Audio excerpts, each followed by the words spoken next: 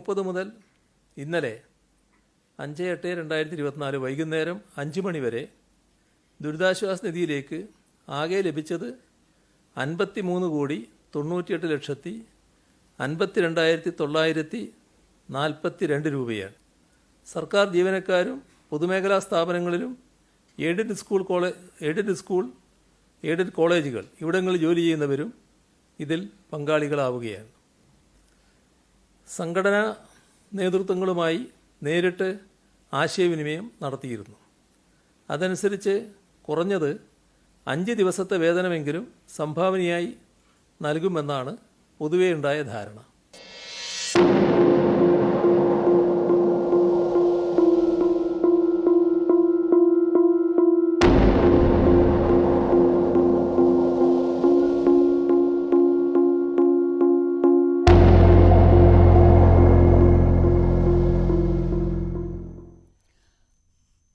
പുനരധിവാസം മഹോത്തരമാകുമെന്നാണ് മുഖ്യമന്ത്രി ഇന്ന് പറഞ്ഞത്.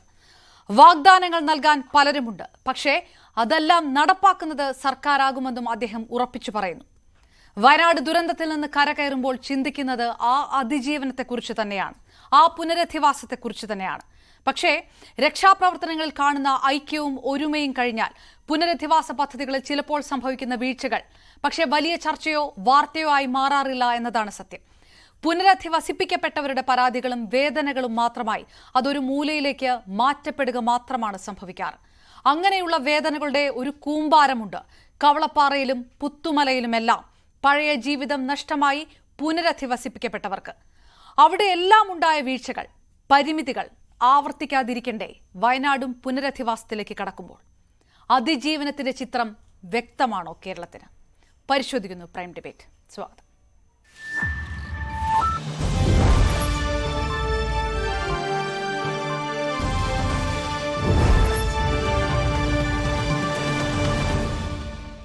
പരിസ്ഥിതി എഴുത്തുകാരൻ പ്രൊഫസർ ഗോപിനാഥൻ നായർ, ഒപ്പം ഭൗമശാസ്ത്ര വിദഗ്ധൻ ഡോക്ടർ വി സുഭാഷ് ചന്ദ്രബോസ്, പരിസ്ഥിതി പ്രവർത്തകൻ എൻ ബാദുഷ, വയനാട് ജില്ലാ പഞ്ചായത്ത് പ്രസിഡന്റ് ഷംഷാദ് മരക്കാർ എന്നിവർ ഈ ചർച്ചയിൽ ചേരും. ഒപ്പം പുത്തുമല ദുരന്തബാധിതരായിട്ടുള്ള പുനരധിവസിക്കപ്പെട്ടവരെയും ഈ ചർച്ചയിൽ പ്രതീക്ഷിക്കുന്നു. ആദ്യം പ്രൊഫസർ ഗോപിനാഥൻ, രാഷ്ട്രീയ മത ജാതി ഭേദമില്ലാതെ നമ്മളെല്ലാവരും ഒരുമിച്ച് നിന്ന ആ ഒരു രക്ഷാപ്രവർത്തനം, അതിൻ്റെ ഒരു ഐക്യം, ഒരുമ, അതെല്ലാം കടന്നുപോയിക്കൊണ്ടിരിക്കുന്ന സമയമാണ്. ഇനിയാണ് കൂടുതൽ ചിന്തിക്കേണ്ടത് എന്നുള്ളൊരു ഘട്ടത്തിലേക്ക് എത്തിയിരിക്കുന്നു.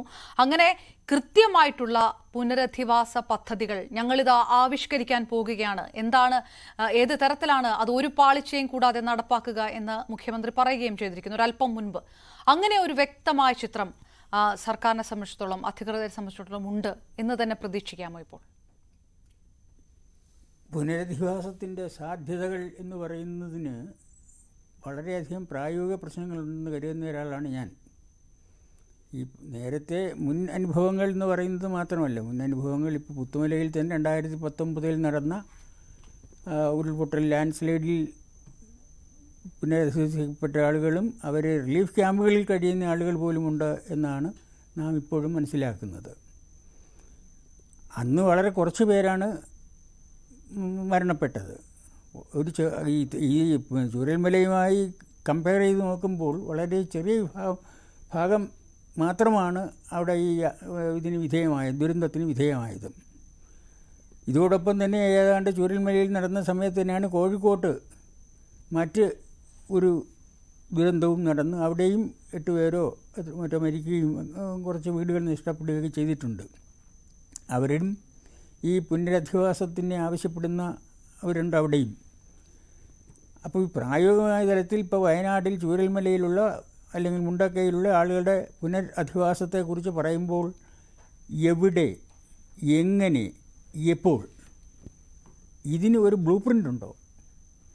ഇതിൻ്റെ സാധ്യതകളെക്കുറിച്ച് ആലോചിച്ചിട്ടുണ്ടോ? ഇതെവിടെയാണ് ഈ ആൾക്കാരെ? ഇപ്പോൾ ഇന്നലെ ഞാൻ പഠിപ്പിച്ചിരുന്ന ഒരു കുട്ടി ചൂരൽമലയിലാണ്. ഇപ്പോഴും അവളുടെ വീട് ചൂരൽമലയിലുണ്ട്. ഇപ്പോഴും അത് തകർന്നു പോയിട്ടില്ല, കാരണം ഉയർന്നൊരു സ്ഥലത്താണ്.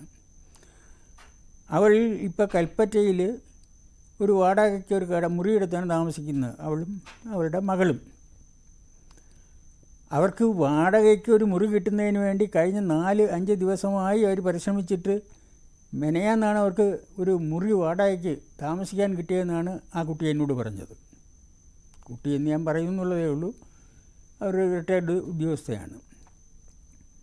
ഇത് ആണ് അവിടെ പ്രായോഗിക തലത്തിൽ നാം കാണുന്ന കാര്യം. അതാണ് ഒരു വാടകയ്ക്ക് ഒരു വീടെടുത്ത് ഒരമ്മയ്ക്കും മകളും കൂടെ താമസിക്കുന്നതിന് 4-5 ദിവസമായി അവർ ശ്രമിച്ചിട്ട് ഈ 2 ദിവസത്തിന് മുമ്പാണ് അവർക്ക് ഒരു മുറി കിട്ടിയതെന്നാണ്, ഒരു വീടല്ല.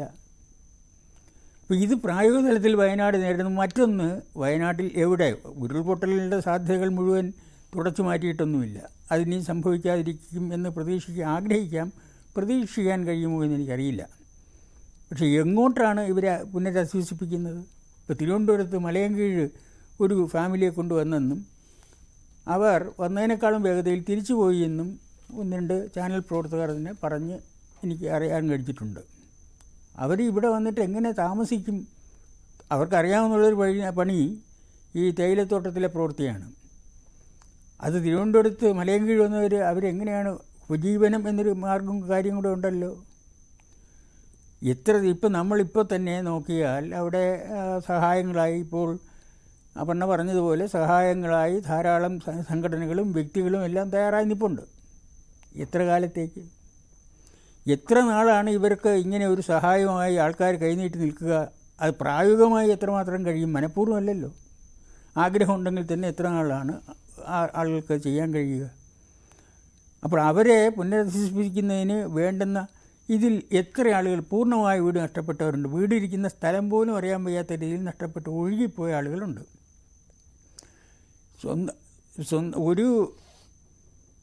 ഒരു മനുഷ്യൻ്റെ അമ്മയും അവൻ്റെ വിവാഹം നിശ്ചയിച്ചിരിക്കുകയാണ്. ആ സ്ത്രീ വിവാഹം കഴിക്കാൻ നിശ്ചയിച്ച് ഇത് കഴിഞ്ഞതാണ്. പക്ഷേ അവൻ്റെ അച്ഛനും അമ്മയും അടക്കം സർവ്വപേരും മരിച്ചുപോയി. അയാളുടെ വീടും നഷ്ടപ്പെട്ടു. ചൂരൽമലയിലാണ്. ഇങ്ങനെയുള്ള ആളുകൾ ഇവരെ എങ്ങനെ, ഏത് രീതിയിലാണ്? ഇപ്പോൾ ഈ വിവാഹം, അയാളുടെ കാര്യം എന്നോട് പറഞ്ഞത്, അയാളുടെ കല്യാണം കഴിക്കാൻ ഉദ്ദേശിച്ച പെണ്ണിൻ്റെ അമ്മയും, അവർക്കും അച്ഛൻ ഇല്ലെന്ന് തോന്നുന്നു. അപ്പോൾ അമ്മയും അവരുടെ വീടുണ്ട്, ഇപ്പം ആ വീട്ടിലേക്ക് താമസിപ്പിച്ച് ഞങ്ങളുടെ കൂടെ കൂട്ടാം എന്നാണ് അവർ പറഞ്ഞത്. ഇവിടെ ഞാനീ പറയാൻ ഉദ്ദേശിക്കുന്ന കാര്യം എന്താണെന്നാൽ, ഇത് ഒരുപാട് ലിമിറ്റേഷൻസ്, ഒരുപാട് പരിമിതികൾ ഉള്ള ഒരു കാര്യമാണ് ഈ പുനരധിവാസം എന്ന് പറയുന്നത്. അതിൻ്റെ സാധ്യതകളെന്ന് പറഞ്ഞാൽ തന്നെ എത്ര ആളുകളെ എവിടെ ഉൾക്കൊള്ളിക്കാൻ, വയനാടിൻ്റെ ഒരുവിധമുള്ള എല്ലാ പ്രദേശങ്ങളും എനിക്കറിയാം. അവിടെ എവിടെയാണ് കുറേ ആൾക്കാരെ ഒരുമിച്ച് പാർക്കാൻ? ആരോ ഇപ്പോൾ വസ്തു കൊടുക്കുന്നു, അല്ലെങ്കിൽ പിന്നെ ഭൂമി വിട്ടുകൊടുക്കാൻ ആളുകൾ തയ്യാറായിട്ടുണ്ട് എന്ന് പറയുന്നു. ആ ഭൂമി ഏറ്റെടുത്ത് അവർക്ക് ഒരു വീട് വെച്ച് കൊടുക്കുന്നതിന് ചിലപ്പം മറ്റൊരാൾ വീട് വെച്ച് കൊടുക്കാൻ തയ്യാറായിട്ട് വേറൊരാൾ വന്നേക്കാം. പക്ഷേ ഇതെല്ലാം നമ്മുടെ നിയമവ്യവസ്ഥയ്ക്കകത്ത് നിന്ന് ചെയ്യേണ്ടി വരുമ്പോൾ ഈ നിയമവ്യവസ്ഥയിൽ എവിടെയെല്ലാമാണ് ഇതിന് തടസ്സങ്ങളുണ്ടാകുന്നത്? അത് മാറ്റിക്കൊടുക്കുന്നതിന് എന്തെല്ലാം വഴിയുണ്ട്? ഗവൺമെൻറ് ഒരു ഉത്തരവ് വഴി ഈ ചൂരൽമലയിൽ നിന്ന് ഭൂമി നഷ്ടപ്പെട്ടവർക്കും അനാഥരായി മാറിയവർക്കും സംരക്ഷിക്കുവാൻ ആളില്ലാത്തവർക്കും എല്ലാം ഈ നിലവിലിരിക്കുന്ന നിയമവ്യവസ്ഥയിൽ നിന്ന്, കൈമാറ്റ നിയമങ്ങളിൽ നിന്ന്, സ്റ്റാമ്പ് ഡ്യൂട്ടികളിൽ നിന്ന്, ഇത്തരം കാര്യങ്ങളിൽ നിന്നെല്ലാം ഇളവ് നൽകുവാൻ തീരുമാനിച്ചുകൊണ്ട് ഒരു ഉത്തരവിറക്കുമോ? തീർച്ചയായിട്ടും. യെസ്, ഞാൻ തിരികെ എത്താം. Professor Gopinath, doctor Shri V Subhash Chandrabose, ഒരു വിഷയമല്ല തൊഴിലടക്കം ഇവരെവിടെ മാറ്റിപ്പാർപ്പിക്കുന്നു, അതിൽ ഇവരെങ്ങനെ തുടരുന്നു എന്നതടക്കമുള്ള വിഷയങ്ങൾ, ഈ ഭൂമി നൽകുന്നതടക്കമുള്ള കാര്യങ്ങൾ, അങ്ങനെ ഒരുപാട് കാര്യങ്ങൾ, ഈ ഒരുപാട് കാര്യങ്ങൾ ഉന്നയിക്കപ്പെടുന്നത് ഈ ചൂരൽമലയും മുണ്ടക്കയും മാത്രം എടുത്തു പറഞ്ഞുകൊണ്ടല്ല. നമുക്ക് മുന്നിൽ കവളപ്പാറ നിൽക്കുന്നു, പുത്തുമല നിൽക്കുന്നു. പുത്തുമലയിലേക്ക് പ്രഖ്യാപിച്ച ടൗൺഷിപ്പൊക്കെ എവിടെയാണ്? അത് കടലാസിൽ തന്നെയാണല്ലോ എന്ന് ചോദിക്കുന്നവരുടെയൊക്കെ എണ്ണം കൂടുതലാണ്. ആ ചോദ്യങ്ങളൊന്നും പക്ഷേ പുറത്തോട്ട് കേൾക്കാത്ത ഒരു വിഷയമുണ്ട്. വാടക വീട്ടിലേക്ക് മാറാൻ വേണ്ടി ആദ്യം നിർദ്ദേശിക്കുന്നു, പിന്നെ വാടക കൊടുക്കുന്നതിൽ ചില ബുദ്ധിമുട്ട് വന്നു എന്ന തരത്തിലുള്ള പരാതികളൊക്കെ പല ഭാഗത്തു നിന്നൊക്കെ വരുന്നുണ്ടായി പുത്തുമല നിവാസികളെ സംബന്ധിച്ചിടത്തോളം. അങ്ങനെ ഒരു കൃത്യമായ ഒരു ബ്ലൂ പ്രിന്റ് പുനരധിവാസവുമായി ബന്ധപ്പെട്ട് സർക്കാരിൻ്റെ ആത്മവിശ്വാസം ഒട്ടും ചെറുതായി കാണുന്നില്ല. പക്ഷേ എത്രത്തോളം പ്രായോഗിക തലത്തിൽ അങ്ങനെ ഒരു ബ്ലൂ പ്രിന്റ് ഉണ്ട് അധികൃതരുടെ കയ്യിൽ എന്ന് കരുതാൻ കഴിയും? അത് അങ്ങനെ ഒരു ബ്ലൂ പ്രിന്റ് ഇപ്പം ഇല്ല. ഇപ്പം സംവിധാനം ഇപ്പോൾ എടുക്കുന്ന, അതായത് ഒരു ആക്സിഡൻറ്റ് ഒരു ഡിസാസ്റ്റർ നടന്നാൽ ആദ്യം ചെയ്യുന്നത് വില്ലേജ് ഓഫീസർമാർ, റവന്യൂ ഉദ്യോഗസ്ഥരാണ് ഏറ്റവും പ്രധാനം. അവർ മറ്റവരുമായിട്ട് കൺസൾട്ട് ചെയ്തിട്ട് ഒരു റാപ്പിഡ് ആക്ഷൻ റിപ്പോർട്ട് തയ്യാറാക്കും. എത്ര മരിച്ചു, എത്ര പേര്, എത്ര സ്വത്ത് നഷ്ടപ്പെട്ടു. കാരണം അത് ഗവൺമെൻറ്റിന് കൊടുക്കാനാണ്. വളരെ അത് തയ്യാറാക്കി കാണും, ആൾറെഡി 2 ദിവസം കൊണ്ട് തയ്യാറാക്കി കാണും. അത് വളരെ കൊട്ടക്കണക്കാണ്, 1000 കോടി 2000 കോടി വലിയ കണക്കായിരിക്കും. അതൊരു റാപ്പിഡായിട്ട് ചെയ്യുന്നൊരു പ്രോസസ്സാണ്. ഇനി ഡീറ്റെയിൽഡായിട്ട് പ്രോസസ്സ് ചെയ്യണം, അത് ചെയ്യും. പക്ഷേ പ്രശ്നം എന്തെന്ന് വെച്ചാൽ പുത്തുമലയായാലും നേരത്തെ കവളപ്പാറ ആയാലും ഒക്കെ നടന്നത് പുനരധിവാസം എന്ന് പറയുന്നത് എക്സിസ്റ്റിംഗ് സിസ്റ്റത്തിലൂടെ ചെയ്യാനാണ് ശ്രമിക്കുന്നത്. തീർച്ചയായിട്ടും അങ്ങനെ ഒരു സിസ്റ്റത്തിലൂടെ ചെയ്താൽ അത് പരാജയപ്പെടും. ഇതൊരു മിഷൻ തുടങ്ങണം, ഇതിനു വേണ്ടി ഒരു സെപ്പറേറ്റ് മിഷൻ തുടങ്ങണം. കുടുംബശ്രീ പോലെ അല്ലെങ്കിൽ ഒരുപാട് മിഷനുകൾ രാജ്യത്തുണ്ടല്ലോ, അതുപോലെ പുതിയൊരു മിഷൻ, റീഹാബിലിറ്റേഷൻ മിഷൻ, നല്ലൊരു പേരൊക്കെ ഇട്ട് തുടങ്ങണം. അതിന് വയനാടിനെ ഏറ്റവും നന്നായി അറിയാമെന്നുള്ള ഒരുപാട് കളക്ടർമാർ അവിടെ ഇരുന്നിട്ടുണ്ട്. അവർ പലരും ഇപ്പോൾ സീനിയർ IASകാരായിട്ട് തിരുവനന്തപുരത്തുണ്ട്, സെക്രട്ടേറിയറ്റിലൊക്കെ. അതിലേറ്റവും പ്രമുഖൻ്റെ ഞാൻ പേര് പറയുന്നില്ല, പ്രമുഖനായ ഒരു IASകാരനുണ്ട്. അപ്പോൾ അങ്ങനെയുള്ള ആളുകളെ ഐഡൻറ്റിഫൈ ചെയ്ത് അതിൻ്റെ മിഷൻ ഡയറക്ടറാക്കണം. എന്നിട്ട് എല്ലാ ഡിപ്പാർട്ട്മെൻറ്റുകളിൽ നിന്നും പദ്ധതികൾ വാങ്ങണം, CSR പ്രൊജക്റ്റുകൾ വാങ്ങണം. മമ്മൂട്ടി, മോഹൻലാൽ അടക്കമുള്ള ഒരുപാട് ആളുകൾ പണം കൊടുക്കാൻ പറഞ്ഞല്ലോ. ആ എല്ലാ പണത്തെയും പൂൾ ചെയ്യണം. പണം ഗവൺമെൻറ്റിലേക്ക് അടയ്ക്കണമെന്നല്ല, അങ്ങനെ തെറ്റിദ്ധരിച്ച് കളയരുത്, പൂൾ ചെയ്യണം. കാരണം കിട്ടും എന്നുള്ള ഉറപ്പ് വരുത്തിയിട്ട് കൃത്യമായി ഒരു ബ്ലൂ പ്രിൻ്റ് ഉണ്ടാക്കണം. വയനാടിൽ സ്ഥലമില്ല എന്ന് പറയുന്നത് ശരിയല്ല, ആവശ്യത്തിന് സ്ഥലമുണ്ട്. അപ്പോൾ അങ്ങനെ നിരപ്പായ സ്ഥലങ്ങളൊക്കെ അവിടെ കുറേ ഉണ്ട്. വളരെയധികം സ്റ്റീപ്പായിട്ടുള്ള സ്ഥലങ്ങൾ ഒഴിവാക്കി കുറച്ച് സ്ഥലങ്ങൾ ചെയ്യാൻ പറ്റും. അവിടെ അവരെ പുനരധിവസിപ്പിക്കണം.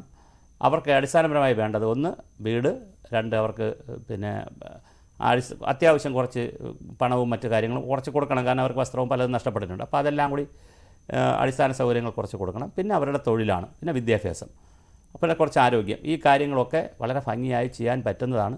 ലോകത്തെല്ലാ രാജ്യങ്ങളും ഇത് ചെയ്യുന്നതാണ്. നമ്മൾ പറ്റില്ല എന്ന് പറയുന്നതിനകത്തൊരു കാര്യമില്ല. ഇപ്പോൾ ഒരു ബ്ലൂ പ്രിൻ്റ് ചിലപ്പോൾ കാണില്ല, ഇപ്പോൾ ഒരു ആവേശം മാത്രമേ കാണുകയുള്ളൂ. ഞങ്ങൾ അങ്ങനെ ചെയ്യും ഇങ്ങനെ ചെയ്യുന്നൊരു ആവേശം കാണുകയുള്ളൂ, കുറേ കണക്കുകളും പറയും. പക്ഷേ അതിനപ്പുറം കൃത്യമായൊരു DPR ഉണ്ടാവണം, അതിനൊരു മിഷൻ ഡോക്യുമെൻ്റ് ഉണ്ടാവണം. അത് ജനകീയമായി ചർച്ച ചെയ്യണം. അത് ഗവൺമെൻറ് ചെയ്യാൻ പറ്റുന്ന ഗവൺമെൻറ് ചെയ്യണം. ഹാരിസൺ മലയാളം പോലുള്ള ആളുകൾ ചെയ്യാൻ പറ്റുന്നത് അവർ ചെയ്യണം. മറ്റ് NGOസിനെ കൊണ്ട് ചെയ്യിക്കാനുള്ള അവർക്ക് ചെയ്യണം. പിന്നെ ഡിസാസ്റ്റർ ഇനി വന്നാൽ ഇനിയും ഡിസാസ്റ്റർ വരും. വയനാട് ഒരു ഹോട്ട്സ്പോട്ടാണ്. വന്നാൽ എങ്ങനെയാണ് ആളുകളെ ഇനി അവർ പെരുമാറേണ്ടത്, ജീവിക്കേണ്ടതെന്ന് അതൊരു പ്രധാനപ്പെട്ട കാര്യമാണ്. നമ്മൾ അതിലേക്ക് കടക്കുന്നു. അപ്പോൾ ഞാൻ അതുൾപ്പെടെയുള്ള കാര്യങ്ങൾ ഈ പാക്കേജിലേക്ക് കൊണ്ടുവരികയും അങ്ങനെ ഒരു മിഷൻ ഡോക്യുമെൻ്റ്, ഒരു ടൈം ഫ്രെയിം, ഒരു കലണ്ടറും ഒക്കെ വെച്ച് ചെയ്താൽ തീർച്ചയായിട്ടും ചെയ്യാവുന്നതാണ്. അതാണ് ചെയ്യേണ്ടത്. അപ്പോൾ അതുകൊണ്ടായിരിക്കും ആദ്യമായിട്ടാണല്ലോ കേരളത്തിലൊരു ഡിസാസ്റ്റർ ഉണ്ടായതിനു ശേഷം ഒരു ടൗൺഷിപ്പ് വരും എന്ന് പ്രഖ്യാപിക്കുന്നത്. ഞാനാണ് ആദ്യമായി ഒരു ടൗൺഷിപ്പ് കൺസെപ്റ്റ് ചാനലിലൂടെ പുറത്തു വെക്കുന്നത്. അപ്പോൾ ആ ടൗൺഷിപ്പ് എന്ന് പറയുന്നത് എനിക്ക് ന്യൂസ് 18 തന്നെ തോന്നുന്നു. ടൗൺഷിപ്പ് എന്ന് പറഞ്ഞാൽ അതൊരു വലിയ നഗരമല്ല ഉദ്ദേശിക്കുന്നത്. പേരിൽ ഒരു ടൗൺ കിടക്കുകയാണെങ്കിലും ഒരു വില്ലേജാണ് ഉദ്ദേശിക്കുന്നത്. ആ വയനാടിന് പറ്റിയിട്ടുള്ള ഭൂമിശാസ്ത്രവും മറ്റ് സംസ്കാരവും എല്ലാം ചേരുന്ന ഒരു വില്ലേജാണ് ഉദ്ദേശിക്കുന്നത്. അങ്ങനത്തെ വില്ലേജ് അവിടെ സാധ്യതയുണ്ട്. അത് 1 2 സ്ഥലങ്ങളായിരിക്കും. ഒരു സ്ഥലത്ത് തന്നെ 1000 പേരെ 2000 പേരെ പാർപ്പിക്കണമെന്നില്ല. 2 3 സ്ഥലങ്ങളിലായിട്ട് അവരെ പാർപ്പിക്കുകയും കൃഷി അവർക്ക് ചെയ്യാൻ പറ്റുന്ന കൃഷിയുടെ അവിടെ ആയിരിക്കത്തില്ല, താമസിക്കുന്നിടത്തിൽ. അല്ല, ഞാൻ ചോദിക്കുന്നത് ആ പോയിന്റിൽ ഒരു വിഷയം, പലയിടങ്ങളിലായിട്ട് താമസിപ്പിക്കേണ്ടതായിട്ടുള്ള ഒരു ഘട്ടത്തിലേക്ക് കടക്കും. അതാണ് ഈ കവളപ്പാറയിൽ പുത്തുമലയിലും ഒക്കെ സംഭവിച്ചത്. പക്ഷേ അങ്ങനെ സംഭവിക്കുമ്പോൾ അവരെ സംബന്ധിച്ചിടത്തോളം ഈ ഒരുമിച്ച് ജീവിച്ചവർ അത് പല ഭാഗത്തായി ചിതറിപ്പോകുന്നതിന്റെ ജീവിച്ചവരെന്ന് പറയുമ്പോൾ അവർ സെപ്പറേറ്റ് വീടുകളിലാണല്ലോ താമസിച്ചത്. സെപ്പറേറ്റ് വീടുകളിലാണല്ലോ. പിന്നെ നമ്മൾക്ക് വേറൊരു കാര്യം മനസ്സിലാക്കേണ്ടത്, ഇവിടെ ഒരു നൊസ്റ്റാൾജിയ ഇല്ല. നമ്മുടെ മനുഷ്യ ജീവിതത്തിൽ നൊസ്റ്റാൾജിയ എന്ന് പറഞ്ഞൊരു സാധനം ഇല്ല. അത് നമ്മൾ വെറുതെ പറയുന്നതാണ്. തിരുവനന്തപുരം നഗരം എടുത്ത് നോക്കൂ. ഈ നഗരത്തിൽ മഹാഭൂരിപക്ഷ ആളുകളും പുറത്തുനിന്ന് ഇവിടെ ജോലി കിട്ടി വന്ന് വീട് വെച്ചിരിക്കുന്നതാണ്. കേശവസരം എടുത്തോളൂ, പരുത്തിപ്പാറ എടുത്തോളൂ, നാലാഞ്ചിറ എടുത്തോളൂ, എല്ലാം എടുത്തോളൂ. ഇവിടെ രാജാവിൻ്റെ കാലത്ത് ഉണ്ടായിരുന്നത് എന്താണ്? വളരെ കുറച്ച് കെട്ടിടങ്ങളും കുറച്ച് ആളുകളുമാണ്. ഇവിടെ ISRO വന്നു, വിമാനത്താവളം വന്നു, കുറേ കോളേജുകൾ വന്നു, സ്ഥാപനങ്ങൾ. അങ്ങനെ മലബാറിൽ നിന്നും പ്രത്യേകിച്ച് മധ്യ തിരുവിതാംകൂർ വ്യാപകമായി തിരുവനന്തപുരത്ത് ആളുകൾ താമസിച്ചു. ശ്രീ സുഭാഷ് ചന്ദ്ര, അതൊരു വിഷയമുണ്ട്. ഈ ജോലിക്കായി അതുപോലെ തൊഴിൽ കൊടുക്കണമെന്നേ. നിങ്ങൾ ചെറുകിട ഫാക്ടറി തുടങ്ങണം. നിങ്ങൾ ആളുകളെ പ്രദർശിപ്പിക്കണമെങ്കിൽ ചെറുകിട ഫാക്ടറികൾ തുടങ്ങണം, ചെറുകിട തൊഴിൽ സംരംഭങ്ങൾ തുടങ്ങണം. അല്ല പിന്നെ അങ്ങനെ ചെയ്യാൻ പറ്റുന്നേ? ഇവിടെ ഇപ്പോഴുള്ള തൊഴിൽ മേഖലകളും തൊഴിൽ സ്ഥാപനങ്ങളുടെയും സ്ഥിതി എന്താണ്? അല്ല, അതാണല്ലോ ഞാൻ ആദ്യം മുതലേ പറയുന്നത്. ഇപ്പോഴുള്ളത് വെച്ചുകൊണ്ട് നിങ്ങൾ ചിന്തിക്കരുത്. ഇപ്പോഴുള്ള സംവിധാനം വെച്ചുകൊണ്ട് നിങ്ങൾ ആലോചിക്കരുത്. ഇപ്പോഴുള്ള ദുരന്ത നിവാരണ പരിപാടി തൊഴിലിനാകണം പ്രാധാന്യം. ഇനിയിപ്പോൾ ഇതുപോലെ മാറ്റി നടുന്നുണ്ടെങ്കിൽ, അങ്ങനെ മാറ്റി നടുന്നുണ്ടെങ്കിൽ അതിൽ അവർക്ക് തൊഴിലാണ് പ്രാധാന്യം. അത് അഡ്രസ് ചെയ്യപ്പെട്ടിട്ടില്ല. അത് അഡ്രസ് ചെയ്യപ്പെട്ടിട്ടുണ്ടോ? ഈ ഘട്ടം വരെ അത് അഡ്രസ് ചെയ്യപ്പെട്ടില്ല. പുനരധിവാസം എന്ന് പറയുന്നത് നമുക്ക് വീടുകളാണ്, അല്ലെങ്കിൽ ആ ഒരു ടൗൺഷിപ്പ്. ടൗൺഷിപ്പ് എന്ന് പറഞ്ഞാലോ വീടെന്ന് പറഞ്ഞാലോ, വീട് ഞാൻ പറഞ്ഞില്ല, കമ്പോണന്റ് വൈസ് തന്നെ പറഞ്ഞുതരാം. വീട്, തൊഴിൽ, ആരോഗ്യം, വിദ്യാഭ്യാസം, ഏറ്റവും അടിസ്ഥാനപരമായ 4 കാര്യങ്ങൾ. പിന്നെ കൃഷി. ഇതെല്ലാം കൂടെ ഉള്ളൊരു പാക്കേജാണ് പറയുന്നത്. അങ്ങനെ മുമ്പോട്ട് പോകാൻ പറ്റുള്ളൂ. അല്ല അവനങ്ങനെ മുമ്പോട്ട് പോകുന്നത്. അപ്പോൾ അങ്ങനെ പറയുമ്പോൾ താങ്കൾ ചോദിച്ച പോലെ ഒരു വില്ലേജിൽ നിന്ന് അടുത്ത വില്ലേജിലേക്ക് ഒന്ന് മാറി താമസിക്കുന്നതിന് നൊസ്റ്റാൾജിയ കാണിച്ചാൽ പറ്റില്ല എന്നാണ് ഞാൻ പറഞ്ഞത്. തന്റെ സുരക്ഷിതത്വത്തിന് വേണ്ടിയിട്ടാണ്. അതെനിക്ക് മനസ്സിലായി. ആ ഒരു പോയിന്റിൽ നിന്ന് ശംഷാദ് മരക്കാർ, ഒരു ഫാമിലി പാക്കേജ് ആക്കി പുനരധിവാസം നടപ്പാക്കണം എന്നാണ് പ്രതിപക്ഷം തന്നെ ആ സർക്കാരിനോട് ആവശ്യപ്പെട്ടിരിക്കുന്നത്. സർക്കാർ പറയുന്നു വളരെ കൃത്യമായിട്ട് രീതിയിലുള്ള ഒരു പുനരധിവാസത്തിലേക്ക് കടക്കുന്നു. അത് ഈ പറയുന്ന പോലെ ആൾക്കാരെ മാറ്റി പാർപ്പിക്കുന്നതുണ്ട്, അതിലൊരു ടൗൺഷിപ്പ് ഉണ്ട്, സ്കൂളുകളുണ്ട്, ഒക്കെയുണ്ട്. പക്ഷേ ഈ ഓരോ കുടുംബത്തെയും ഓരോന്നായി കണക്കാക്കുമ്പോൾ പലരും ഈ തൊഴിലെടുക്കാവുന്ന സാഹചര്യത്തിലാണോ, ആണെങ്കിൽ അത് എന്ത് തൊഴിലെടുക്കാം, അതിനുള്ളൊരു പ്രായമുണ്ടോ, അങ്ങനെ ചില വിഷയങ്ങളുണ്ട്. തൊഴിൽ കൊടുക്കുക അത് തന്നെ ഒരു പ്രയോറിറ്റിയായി നിന്നുകൊണ്ട് അത് ഉൾപ്പെടുത്തിക്കൊണ്ടുള്ള ഒരു പാക്കേജ് വേണം സർക്കാരും വിഭാവനം ചെയ്യാൻ. അങ്ങനെ കരുതുന്നില്ലേ ജില്ലാ ഭരണകൂടവും?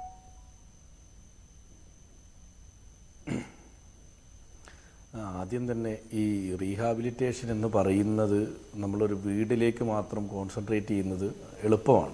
കാരണം നമുക്കിപ്പോൾ ലൈഫ് പദ്ധതിയിൽ വീട് നിർമ്മിക്കുന്നത് പോലെ ഒരു വീട് നിർമ്മിക്കുക എന്നുള്ളതൊന്നുമല്ല ഇവിടെ റീഹാബിലിറ്റേഷൻ ഒരു 3 സ്റ്റെപ്പ് ഉണ്ട് എന്നുള്ളതാണ്. ഞങ്ങളത് പുത്തുമലയുടെ അനുഭവത്തിലാണ് പറയുന്നത്. ഒന്ന്, ഈ അഫക്റ്റഡായ ആളുകൾ മുഴുവൻ ഇപ്പോൾ ഉള്ളത് ക്യാമ്പുകളിലും ആശുപത്രിയിലുമാണ്. ഈ ആശുപത്രി വാസം അവസാനിപ്പിക്കുകയും ക്യാമ്പിൻ്റെ പ്രവർത്തനം അവസാനിപ്പിക്കണം. കാരണം 1000-1200 കുട്ടികൾ പഠിക്കുന്ന സ്കൂളാണ്. ഈ ക്യാമ്പിൻ്റെ പ്രവർത്തനം അവസാനിപ്പിക്കുമ്പോൾ ആദ്യത്തെ റീഹാബിലിറ്റേഷൻ അവിടെ സ്റ്റാർട്ട് ചെയ്യണം. ഇവരെ എവിടെയാണ് താൽക്കാലികമായി റെൻറ്റഡ് ഹൗസിലേക്ക് മാറ്റേണ്ടത് എന്നുള്ളൊരു ചോദ്യം വരും. ആ റെൻറ്റഡ് ഹൗസിലേക്ക് മാറ്റുമ്പോൾ തന്നെ നമുക്ക് കുറേ ഫേസ് ചെയ്യാനുണ്ട് ഇഷ്യൂസ്. കാരണം അവർക്ക് പലർക്കും വരുമാനമുള്ള ആളുകൾ നഷ്ടപ്പെട്ടു പോയിരിക്കുന്നു. അമ്മമാർ മാത്രമായ കുടുംബമുണ്ട്, മക്കൾ മാത്രമായ കുടുംബമുണ്ട്, അമ്മയും അച്ഛനും ഉണ്ടെങ്കിൽ വരുമാനം തരുന്ന മകൻ നഷ്ടപ്പെട്ട കുടുംബമുണ്ട്. അപ്പോൾ അവർക്ക് കൃത്യമായി വാടക നമ്മൾ പേ ചെയ്ത് 1 വർഷത്തേക്കോ 2 വർഷത്തേക്കോ പേ ചെയ്ത് ആ 2 വർഷത്തേക്കുള്ള ആ വാടക വീട്ടിൽ താമസിക്കേണ്ട മുഴുവൻ ഫർണിച്ചറും സൗകര്യങ്ങളും ഒരുക്കി ആദ്യം വാടക വീട്ടിലേക്ക് അവരെ മാറ്റണം. അവരുടെ ആരോഗ്യം നമ്മൾ സംരക്ഷിക്കണം. അതിനോടൊപ്പം കുട്ടികളുടെ പഠനത്തെക്കുറിച്ച് കൂടി ആലോചിക്കും. അത് 1ാം ഘട്ടമാണ്. 2ാം ഘട്ടം നേരത്തെ നിങ്ങളെല്ലാവരും ചർച്ച ചെയ്ത വീട് വയ്ക്കുന്നതും ടൗൺഷിപ്പുമായി ബന്ധപ്പെട്ട കാര്യങ്ങളൊക്കെയാണ്. 2ാം ഘട്ടത്തിൽ അവർക്ക് വീടുകൾ നിർമ്മിച്ചു കൊടുക്കുക എന്നുള്ളത്. പരമാവധി അവർക്ക് എത്ര പേർക്ക് ഒരുമിച്ച് താമസിക്കാൻ പറ്റുമോ അത്തരം ഇടങ്ങളിൽ, ഒരു സ്ഥലത്ത് തന്നെ ഇത് പറ്റുമെന്നുള്ള അവകാശമൊന്നും ഞാൻ പറയുന്നില്ല.